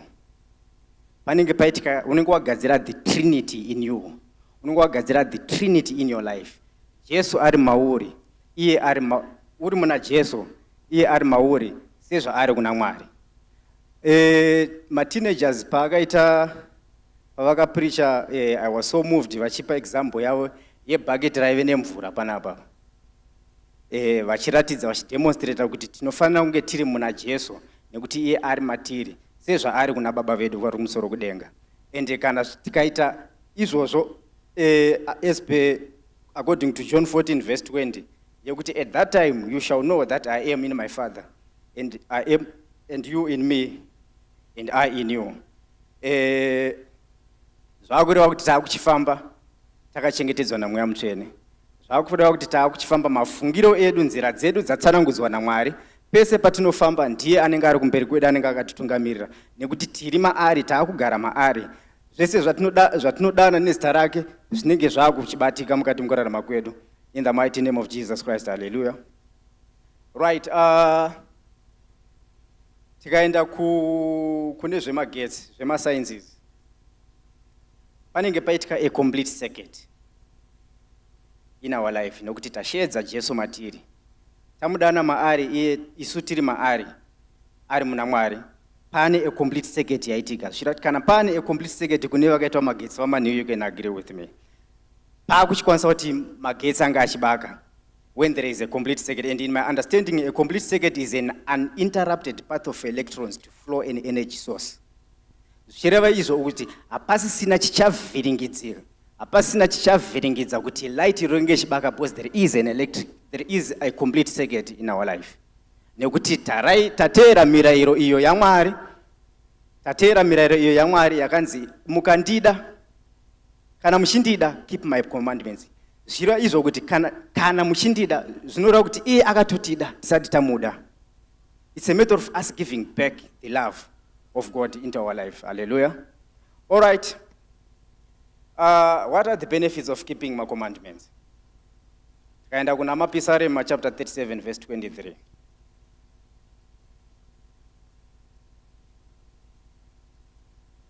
Psalms 37 verse 23 to 27.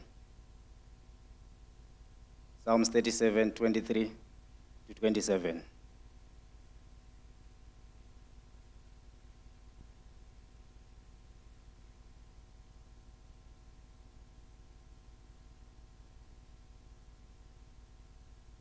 All right, I shall read. The steps of a good man are ordered by the Lord, and he delights in his way. Though ye fall, ye shall not be utterly cast down, for the Lord upholds with his hand.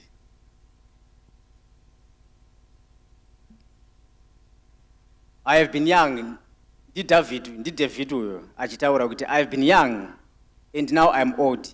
Yet I have not seen the righteous forsaken, nor his descendants begging bread.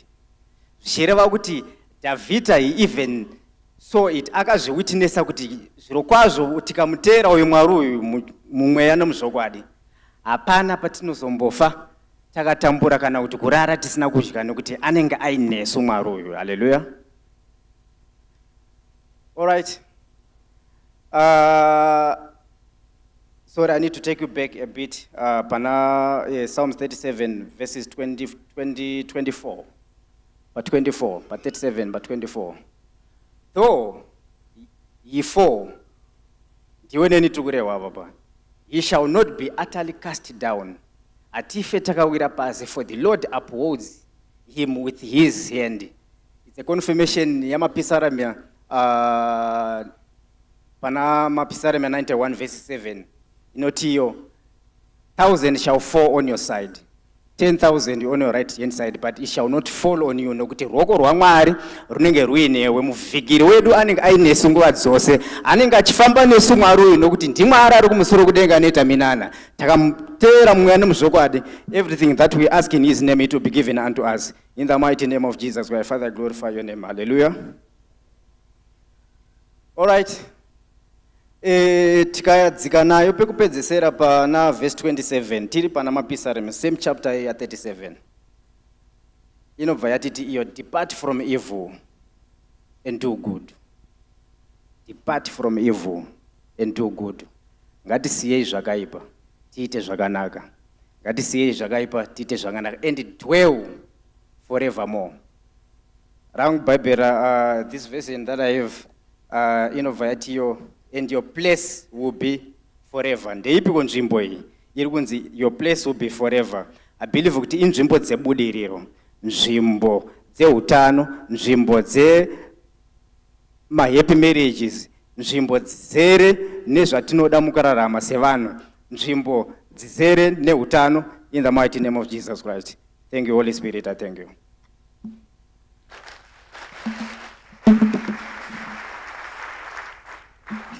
Ndinoimba taibata tose formula ngatifarire baba mutero again vachitora nzvimbo yavo. Tasvika pamushumiri wedu wekupedzisira zuva ranhasi. Ndoda kushaidza baba Jiriji vauye kumberi, vauchirei vachiuya.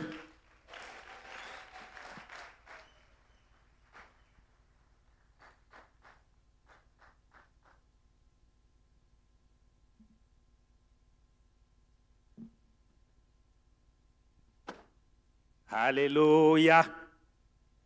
Hallelujah. Hallelujah. Hallelujah. Farira Jesu mangwanani ano, haleluya. Handiziwe pamwe marererwo andakaita ndiri munhu weruzha ruzha, ndinofarira zvinoita noise. Haleluya. Regai titende Mwari mangwanani ano, ndidzosere kukudza kwangu kudare repano, dare rana baba namufundisi pamwe chete namai. Ndinotenda zvikuru nemukana wakadai wekuti tigoverane kutaura kwaMwari muzita raJesu. Haleluya. Ndine kazhinji zvandinowanza kuda kuita. Ndoda kutanga ndaimbirwa. Haleluya.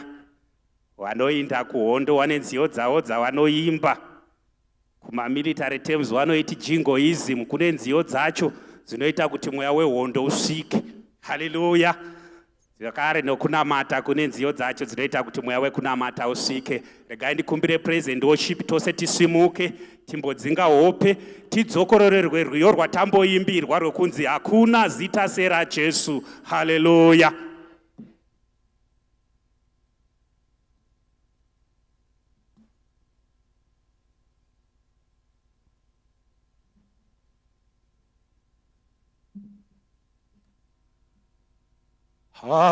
Hakuna zita seraJesu, kana nokudenga hakuna rimwe rakadaro zita ropone sitinoda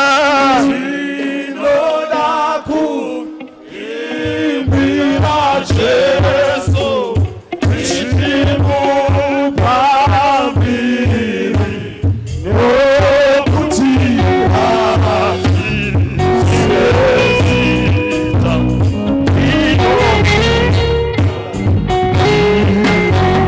Timoda, Nonaku, Ibira Jesu, Tishimu Pambiri,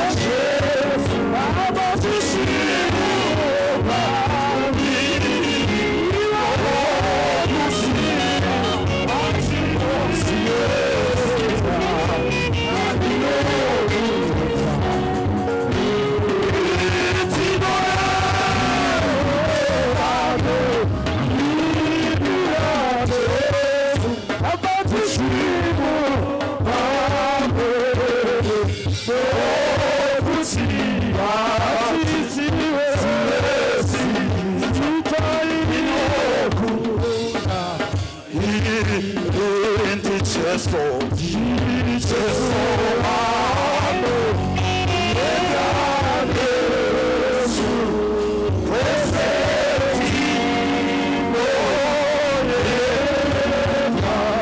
Jesu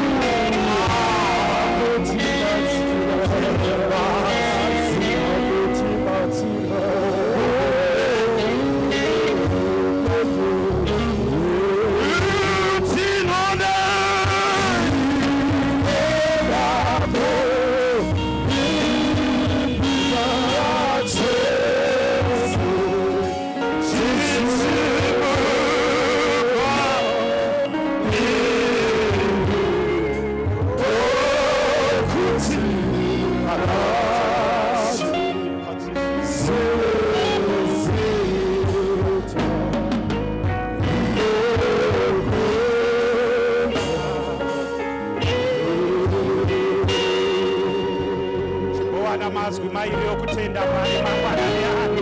Tinokutendai Baba vokudenga, tinokuremekedza muri Mwari. Zita renyu Baba vokudenga ngarikudzwe mangwanani ano. Wanhu venyu, hatina rimwe zita ratinovimba naro. Imi muri Mwari vakatendeka. Uri Jehovha unosvinurira basa ramaoko ake. Shoko renyu rinoti zvamunotanga munozvisvinurira munozvipedza.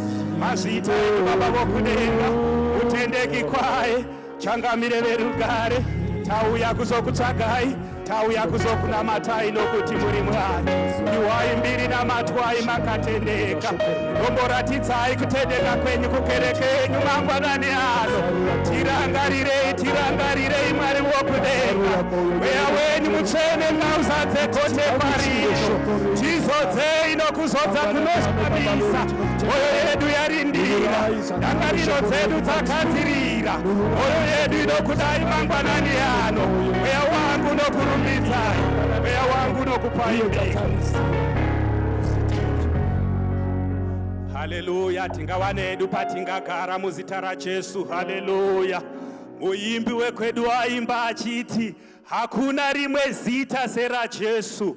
Ndinoda kuimbira Jesu, ndichimupa mbiri nokumurumbidza, nokuti ndiye oga. Haleluya. Regai ndisvike pandinotenda vatungamira pamberi pangu. Haleluya. Handichina akawanda andinoda kutaura kunze kwekungodzokorora zvataurwa kare. Haleluya. Pataurwa nyaya yokutenda pano, ndikanzwa kuti vazhinji vakatenda vakaitirwa zvakanaka nokutenda. Haleluya. MaSunday school vakaita zvavakaita, tikaitirwa zvakanaka. Mayouth akaita zvavakaita, tikaitirwa zvakanaka.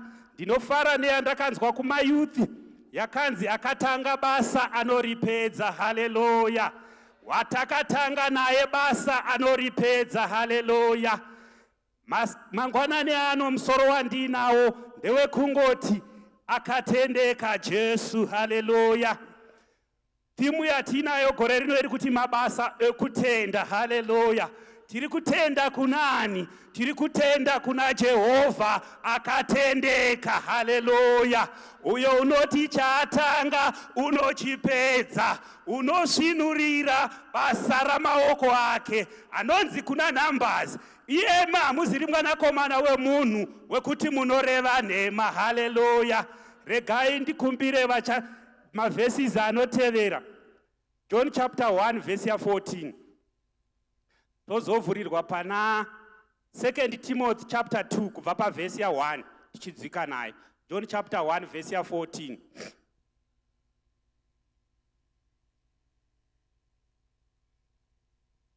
Shoko rakava nyama uye rakagara pakati pedu. Takaona kubwinya kwake, mumwe oga akabva kuna Baba, azere nenyasha uye nechokwadi. Haleluya. Shoko rakava nyama uye akagara pakati pedu. Takaona kubwinya kwake, umwe oga akabva kuna Baba, azere nenyasha uye nechokwadi. Haleluya. And the word became flesh, dwelt amongst us, and we beheld his glory, the glory as of the only begotten Father, full of grace and truth. Hallelujah. Regai tiverenge pamberi 2 Timothy chapter 2 kubva pavhesi ya1.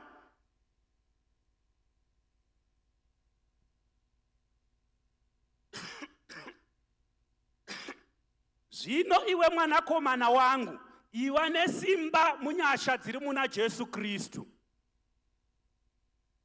Uye zvinhu zvakawanzwa ndichataura pamberi pezvapupu zvizhinji zvipe kuvanhu vakatendeka avo vachazodzidzisawo vamwe. Tsungirira pamwe chete nesu somurwi akanaka waKristu Jesu. Hakuna munhu anoshanda somurwi anozviisa pazvinhu zvoupenyu hwavasiri varwi, anoda kufadza mukuru wake wehondo. Zvimwe chetezvo kana munhu achikwikwidzwa somumhanyi, haagoni kuwana korona yokukunda kunze kwokunge apedza nhangemutande sezvakarayirwa. Murimi anoshanda nesimba ndiye anofanira kutanga kudya zvibereko. Funga pamusoro pezvandinoreva, nokuti Ishe achakupa kunzwisisa pane izvi zvose. Rangarirai Jesu Kristu, akamuka kubva kuvakafa, worudzi rwekwaDhavhidhi. Iri ndiro vhangeri rangu, randinotambudzikira kunyangwe kusvikira pakusungwa segororo, asi shoko raMwari harina kusungwa. Naizvozvo ndinotsungirira pazvinhu zvose nokuda kwavakasanangurwa, kuti naivowo vawane ruponeso rwuri muna Kristu Jesu nokubwinya kusingaperi. Eri noshoko rechokwadi, kana takafa pamwe chete naye, tichararamawo pamwe chete naye. Kana tikatsungirira, tichabata ushe pamwe chete naye. Kana tikamuramba, iye uchatirambawo.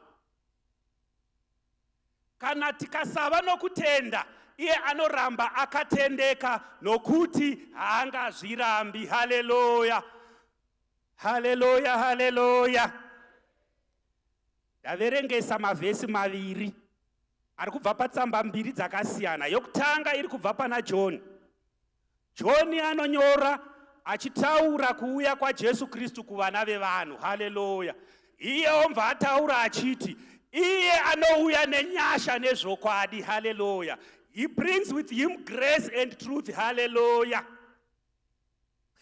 Ndokubva tazoverengesa kune tsamba yechipiri yaTimothy, achinyora tsamba yechipiri kuna Timothy. Pauro achinyora kuna Timothy achiti, iwe mwanakomana wangu, tsungirira pakuita zvakanaka zvandakakudzidzisa. Haleluya. Ari kumurifeya semwanakomana wake nechikonzero chekuti ndiye akamutora kubva kuna mbuya namai vake, akamudzidzisa zvechiKristu akazomusiya. Haleluya. Iye Pauro ari kunyora ari pakondisheni yeusungwa. Kana wakasungwa haugoni kudzokera kwavakabva. Haleluya. Asi unokurudzira vakasara vakasununguka kuti vasare vachiita zvavanofanira kuita. Haleluya. Ndapamusoro unoti Jehovha akatendeka. Haleluya, haleluya, haleluya. Tandati Jehovha akatendeka ndechokudai. Haleluya. Iye unosvinurira basa rake. Murume anyora tsamba kuna Timothy anonzi Pauro. Haleluya. Pauro haana kungotanga ari Pauro, akatanga ari Sauro. Ukaverenga pana Acts of the Apostles chapter 9 kubva pavhesi 1 kusvika pavhesi ya 22 inotaura zvekukonvetwa kwaPauro. Haleluya. Zvinonzi Pauro akati atumwa nevaprista vakuru, akanotsvaga tsamba yokuti anoparadza waiita zveshoko raMwari. Haleluya. Zvinonzi akunopinda paDhamasiko, akawa pasi akapenyerwa. Shoko rikamuti, Sauro, Sauro, unonditambudzirei? Iye akabvunza akati, ndimani Ishe wangu? Wakati, ndini Jesu Kristu unotambudza. Haleluya, haleluya, haleluya. zvinoanzwa kuti ndiye Jesu Kristu waanotambudza, akatendeuka 3 days 3 nights no water, asikaoni asingadyi. Haleluya. Apedza ndopa achizopinda muDhamasiko achinonamatirwa kuti aone. Achipinda muDhamasiko achingotanga kuona ndokutanga kuparidzira. Haleluya. Ukazoverenga kuna Acts inotaura kuti akazoenda neshoko kuvaFiripi, kuvaKorose, Corinthians achiparidzira. Haleluya. Apedza kuparidzira ndopaanodzokera kuJerusarema. Haleluya. Ukaverenga Acts chapter 20 kubva pavhesi ya 20 kusvika pa25, Pauro anoonekana nevanhu vepaEfeso. Anovaudza achiti, zvirokwazvo hamuchazooni zvefesi yangu, nokuti ndakuenda kuJerusarema kunosungwa. Handizivi zvavakandirongera, asi chokwadi ndechekuti ini nemi hatichazoonani. Shoko rimwe chete randakukusiyirai nderekuti sarai muchifudza makwai. Haleluya. Haleluya, haleluya. Pauro ndiye akuchinyora kuna Timothy, achimuudza zvaanofanira kuita saTimothy. Haleluya. Haleluya, haleluya. Papiwa mucherechedzo wevanhu vaviri vatatu. Haleluya. Zvanzi uyo unomhanya, an athlete, tarisiro yake yose pazvose kuwa nekorona. Haleluya. Ndinofarira kuti tinoona masports pamaTV, but zvamunoona muground hazvisiri zvoga. Vanongomhanya 100 meters idzodziya for just 10-5 minutes. But ukazitarisa that event, anenge aita 2 or 3 years achiigadzirira kuti nemwaka wakati season yakati ndiri kuda kunotora korona, woigadzirira. Haleluya. Zvino chandinoziva pamumhanyi, unogona kumhanya mukaona vanhu vanomhanya vamunoona pamaTV, havasirivo wega vanomhanya. Pane vanhu vakawanda vakamhanya vakatadza kuzosvika kuti muvaone. Haleluya. Zvino kana wasvika pakunomhanya kuti wakuchioneka, chavakatarisira ikroni. Haleluya, haleluya. Pazasi unonotaura nemurimi. Haleluya. Jehovha ndiMwari vakatendeka. Unoti murimi unoshanda nesimba ndiye unodya zvakanaka. Haleluya. Ukangoona crop yavavo mumunda haina kutangira ipapo. Ini ndinonzwisisa zvekurima. Kazhinji unotanga neland preparation, worima, wouraya sora, wogadzirira, wotogara pasi, wotsvaga kuona kuti mbeu ingandipe production yandinoda ndeipi, womboitesta pakapisi kadiki usati waita go to commercial kuitira kuti usawe pamaprofits. Haleluya. Haleluya, haleluya.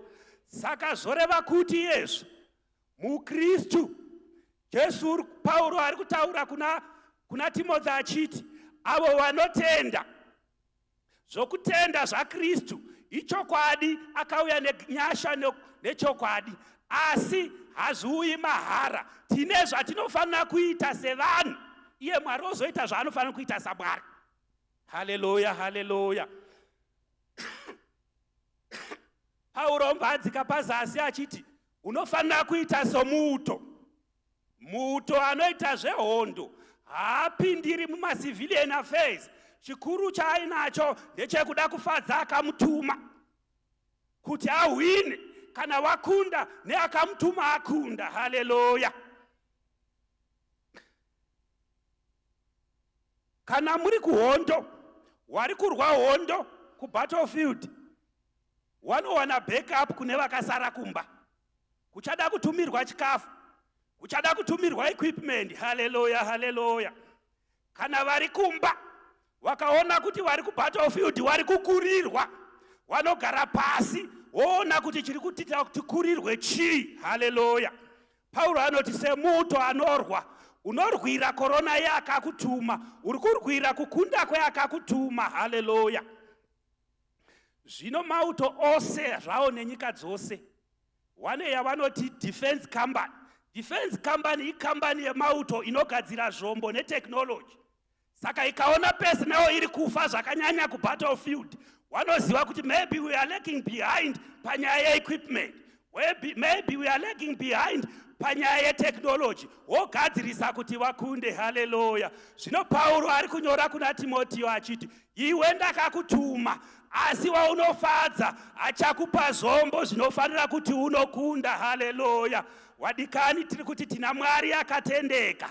Paungapfuura napo, paungaremerwa napo, Jehovha akatendeka, anoziva zvinoshota zvaachakutsigira nazvo kuti ukunde hondo dzake. Haleluya, haleluya. Vamwe vanomva vati mubayiro weyakatendeka uchazovei. Haleluya. Nokuti wakaipa vanokunda, nokuti wakaipa vane mufungiro wakaipa, they prosper. Haleluya. Ukaverenga ndokumbira mundisiro Jeremiah chapter 15. Jeremiah chapter 12 verse 5. Jeremiah chapter 12 verse 5. Jeremiah unobvunza achiti, zvino wakaipa zvavanobudirira, ko ini ndakatendeka ndichazowanei? Haleluya. Mwari ndokumupindura pavhesi ya chapter kana wakaita. Jeremiah chapter 12 verse 5. Kana wakaita nhange mutangwe nevanhu netsoka vakakunetsa, ungagokwikwidzana sei namabhiza?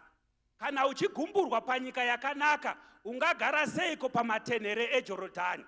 Kana wakaita nhange mutange nevanhu netsoka, uye kana vakanetseka, ungakwikwidzana sei namabhiza? Haleluya. Mwari unongomupindura Jeremiah achiti, kana wakakundikana kuita nhange mutange nevari kuita newe zvetsoka, ko wamabhiza ungazovagona here? Haleluya. Ko kana wakakundikana kufamba zvakanaka pakanaka, ko mutenhere reJorodhani ungazorigona sei? Pakanyorwa Bhaibheri, nyika yanga yakaita drought, saka painyanya kuwanda miti yanga iri along the Jordan nekuti paine mvura, saka paine nhoroondo yekusafambika. Dzadziri nzvimbo dzainetsa kufamba kunyangwe netsoka, kunyangwe nemabhiza. Zvino Mwari ari kuti zvimwe zvezvinhu zvaunonetsana nazvo mudikani hazviziri zvako, ndezvaMwari. Iwe ingoita zvako zvaunofanira kuita. Finish and clear. Haleluya, haleluya. Umwe ari kubvunza akati, zvino chirwere chandinacho chichazopera here? Mwari vari kuti mangwanani ano, iwe ita nhange mutange nezvawakaudzwa nadhokta zvekuti uchapona kusvika rini. Kune unozvisvinurira, rega kunetseka nazvo. Jehovha akatendeka, anodzimiririra nyaya dzacho. Haleluya. Hanzi ko mubayiro weakatendeka uchazovei? Nokuti vakaipa vari kukunda. Haleluya. Ukaverenga Romans chapter 6 verse 4, iye Jehovha akakunda honye.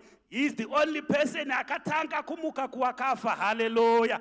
Amuka kuwakafa, usamutyire. Zvidiki zvako zvakafa ane simba rekuzvimutsa mangwanani ano. Chikonzero akatendeka. Haleluya. Tinotenda kuna Mwari akatendeka.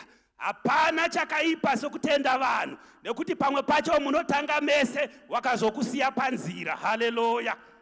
Vamwe vane mahati break, havachada kuona varume kana vakadzi vakarasiswa panzira. Ndiri kuti kuna Jesu mangwanani ano, anoti akatanga newe anoipedza. Chikonzero akatendeka. Haleluya, haleluya. Haziri Mwari ane favor yekuti anozomboti awa ndewe kwedu, awa ndivana moyo chirandu, awa ndivana shumba vanewo kwawoko vachadya. NdiMwari wemunhu wese, ane tsitsi nemunhu wese, anonzwisisa zvisinganzwisisi nehama dzako. Haleluya, haleluya. Kazhinji zhinji vanhu vatakataura navo tikavabatsirana navo kuita zvimwe zvinhu, wakazoenda pamberi ndiwo wakazotaura kuti ndingaita zvakati asi taita tese. Haleluya. Chikonzero vanhu vanoshanduka, asi Mwari ari kuti yeni ndakatendeka pa every situation. Haleluya. Umwe ari kuti vamwe vane varume wavo, ini ndinongori singu. Mwari akatendeka. Jeremiah akapindurwa akanzi, zviro kwazvo wakatadza kukwikwidzana nevanomhanya netsoka zvemabhiza asiyana nazvo. Kuna ariko mutasvi webhiza jena anokumiririra kana dzenyaya dzemabhiza. Haleluya, haleluya, haleluya. Daira Satani abhowekane. pamwe pacho masituations atinawo muupenyu hwedu haaziriwo atinoda. Asi Pauro anonyora kuna Timoti achiti kana wapinda muministry uchadzidzisa, asi zvose zvauchaita usaexpect zvichakuitira nyore, asi pamugumo wazvo ziva kuti akatanga basa unoripedza chikonzero akatendeka. Haleluya. Kunyangwe nevana vatinawo havaziriwo wataida, asi takazopiwa watakapiwa. Tinoda vakadaro nekuti ndo watakapiwa. Haleluya.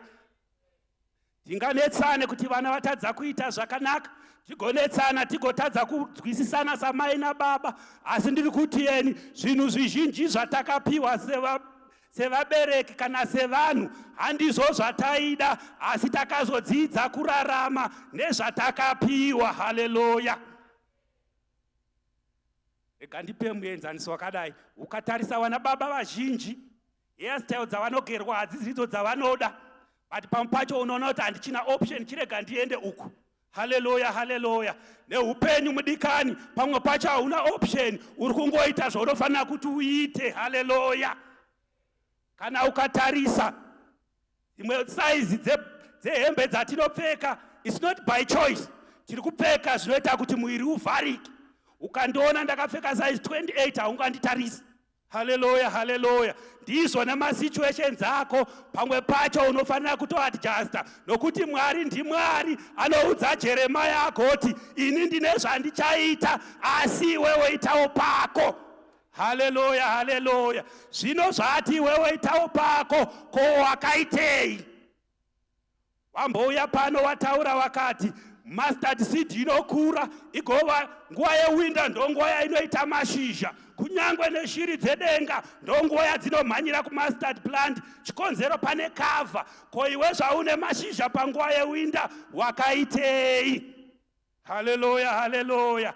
Chikonzero iye akatanga basa anoripedza akatendeka.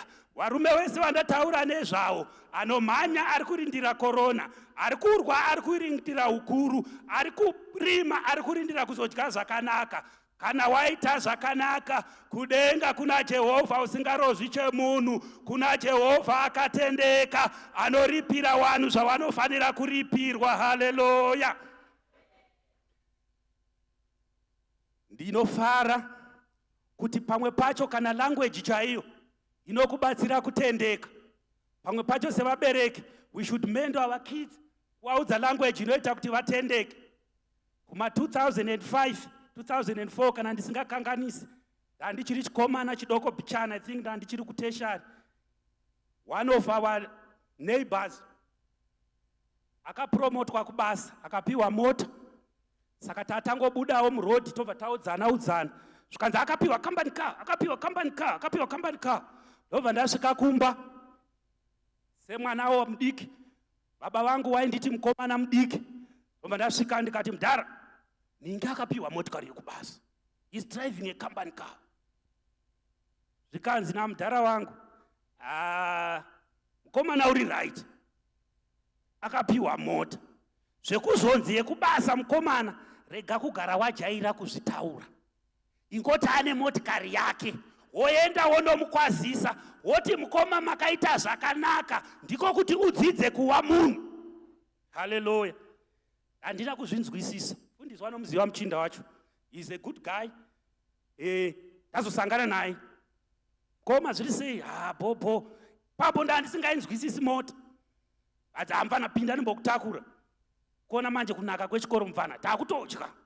Zvakandisimudza, zvikandipa simba. Kubva ipapo handina kuzombobvira ndati ane company car. Ndakaziva kuti imotikari yake, nekuti company haidrive motikari inopa one.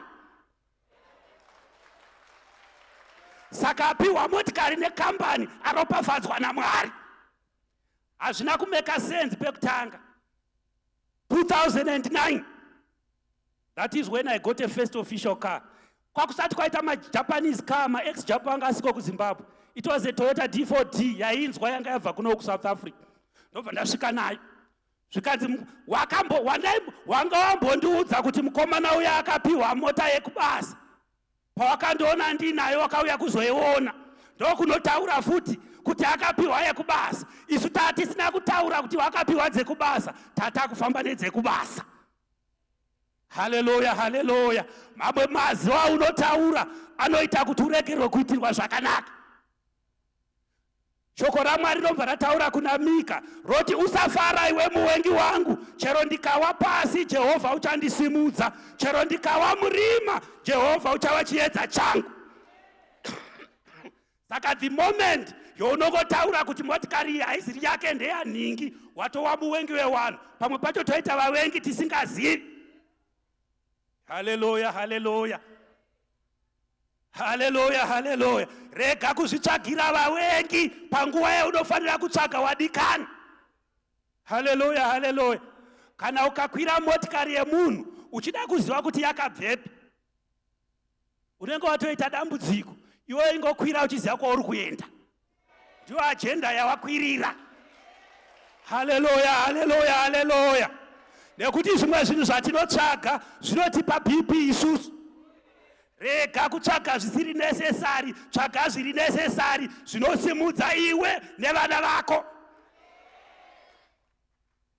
Kare tichikura zvainzi ukanzwa munhu achiti maita basa, anenge achirevesa kuti maita basa.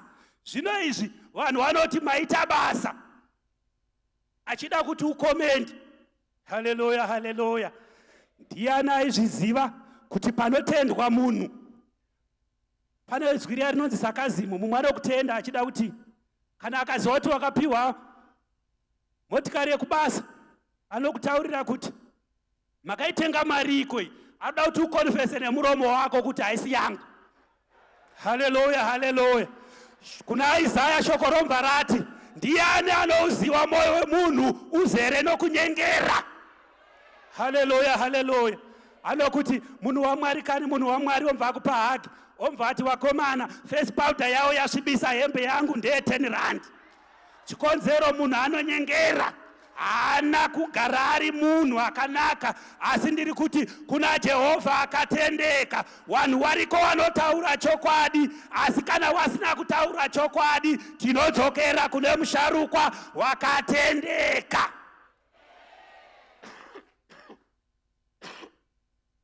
Vanhu vazhinji vakarasiswa nevanhu, vakanzi vana venyu havachaiti, you are right off. Hakuna munhu anonzi right off. Rimwe zuva ndaiteerera mumwe muimba aimboimba kuZimbabwe, anga anyarara asi asanzwi kuimba. Zvikanzi naDJ vanhu vakati vanhu vari kuti wakapera.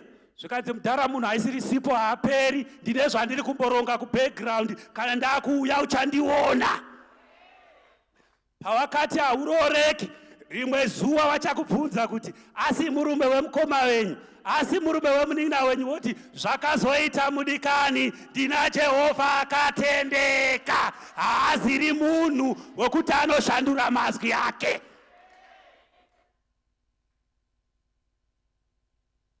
Kare vanhu vanga vaine tsika dzavo dzekutendana nadzo.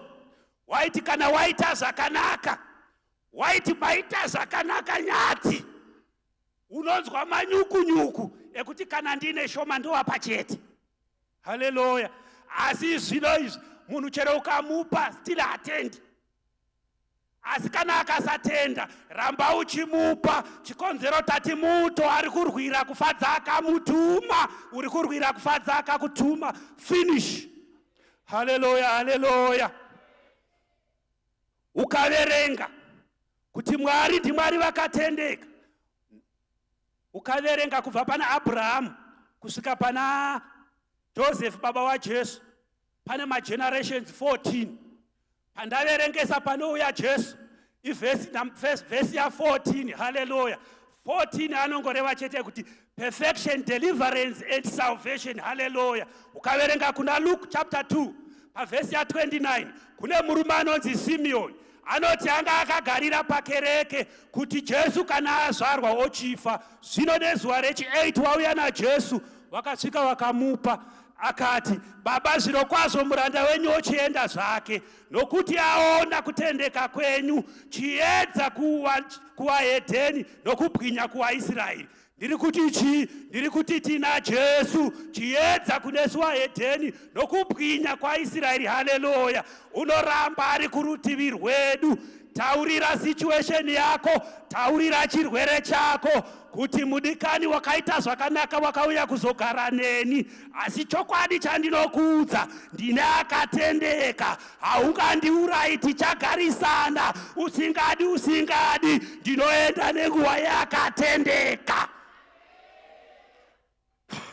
Handisi kuzoenda zvekumhanya, handisi kumuvhiwa newe. Chikonzero pane akati kana aitanga anoipedza. Zvakaitika mazuva ekusamuziva, zvino ndakumuziva musharukwa wakare kare. Aimbwa pano akanzi dhimoni rinoparadzanisa paukama. Taurire dhimoni rako, utaure kuti zvakanaka dhimoni wakapinda mazuva andisingamuzivi, paakazopinda mandiri hauchina nzvimbo. Haleluya, haleluya, haleluya, haleluya. Farira Jesu mangwanani ano. Inzwa kuti zvakanaka kunge uina Jesu uyo ane tsika yokutumira simba. Haleluya. Ndataura ndikati mauto ose ane defense company.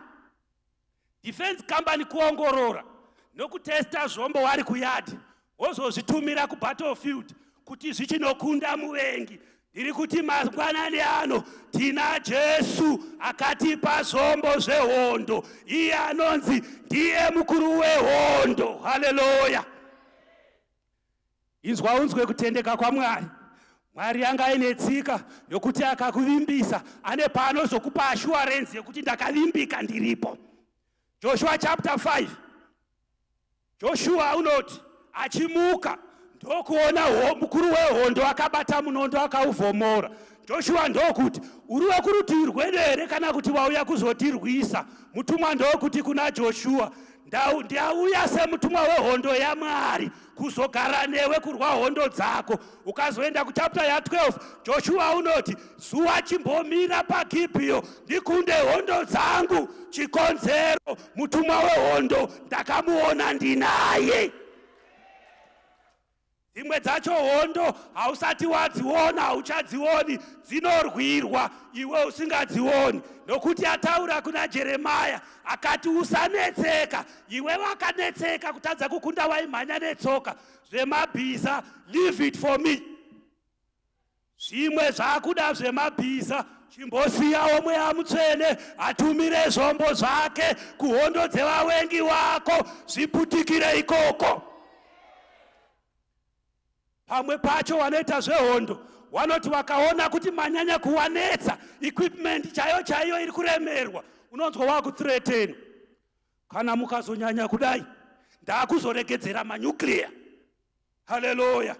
Mangwanani anotiri kuti kana wakaipa aramba aita zenharo, takuda nyuclear yaJehovha iputike iparadze hondo dzevakaipa, isu tinyerere. Kana uchida kuona kuti chero wakuru wakaita sei wanodzikama, ngapataurwe zvekuti panoregedzwa nyuclear.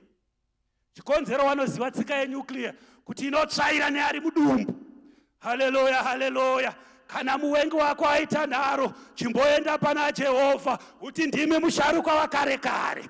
Makandivimbisa pamuchinjiko mukati zvapera, kutambudzika kwangu kwose kwapera. Misikanzwa yevana wangu iripo isipo, tinokunda chete. Pamwe pacho haiziri musikanzwa, makuriro ndiyo anosiyana. Umwe nemumwe achikura ane zvaanoita, iwe chako kungoti chete makati inini ndinotsikwidzana nevanomhanya netsoka ndichikundikana. Ndatoguma pano pakuda mutasvi webhiza. Haleluya. Zvanzi iyesu kunyangwe tikasatendeka, Jehovha unoramba akatendeka. Mark chapter 16 verse 6 and 7. Zvinonzi wakaenda kubwiro kunoona kwakawigwa Jesu.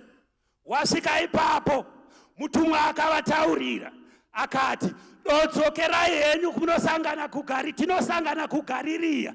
Chikonzero haasi siripo pavakafa, asi kana moenda kuGarirea musasiyewo naPita. Pita anganzi Pita uchandiramba katatu, akamuramba zvechokwadi. Pita anga pamudhi yokudhauta.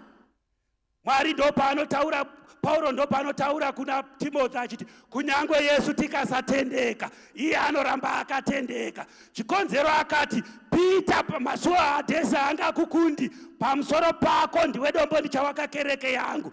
Saka kunyangwe zvikaita sei, chaakavimbisa anochizadzisa. Chikonzero ndiMwari, haana kufanana nevana vevanhu.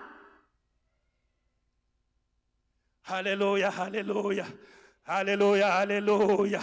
Thank you, Jesus. Warume hama tina Mwari uri kurutivi rwedu, wekuti Paulo achipinda paDhamasiko akamanikidzwa asingadi, akatumirwa manyuclear, anonzi akadonha akasarenda. Chero vanorwa boxing anoti kana adonha awa chirega kuramba uchimurowa wahwina. Saka pamwe pacho tinotohwina chete. Hallelujah, hallelujah, hallelujah.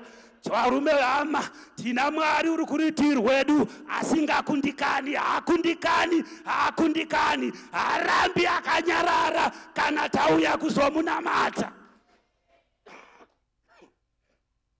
Hallelujah, hallelujah. Nguva yangu yapera, ndinofara kuti kudenga kuna Mwari. Thank you, Jesus. Rababa sataya manda rakauda, ritete sataya manda, oh retete sataya manda. Thank you, Jesus. Hallelujah, hallelujah, hallelujah, hallelujah.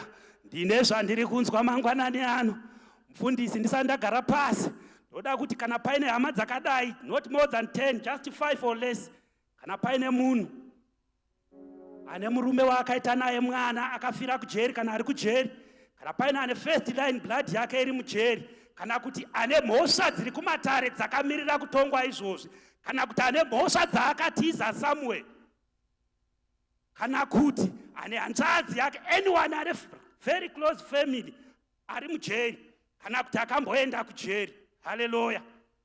Handisi kuitira kuti unyadziswe, but kana mweya waMwari wataura, pamwe pacho we have to respect it. Kana usiri comfortable kuuya, usauya izvozvi. Unozoona mufundisi pakona. Kana paine munhu ane first line of blood ari mujeri izvozvi, akafira kujeri, kana baba wawakaita nawo wana, uya unamatirwa. Mufundisi, thank you. Hallelujah, hallelujah, hallelujah. Tinotenda Mwari mangwanani ano nezita raJesu nenyasha dzaJehovha. We have a God who have never been defeated, and he will never be defeated. Mwari verugare vane nyasha dzavanoitira vanhu, uye Mwari anorangarira vanhu muzita raJesu, muzita raJesu.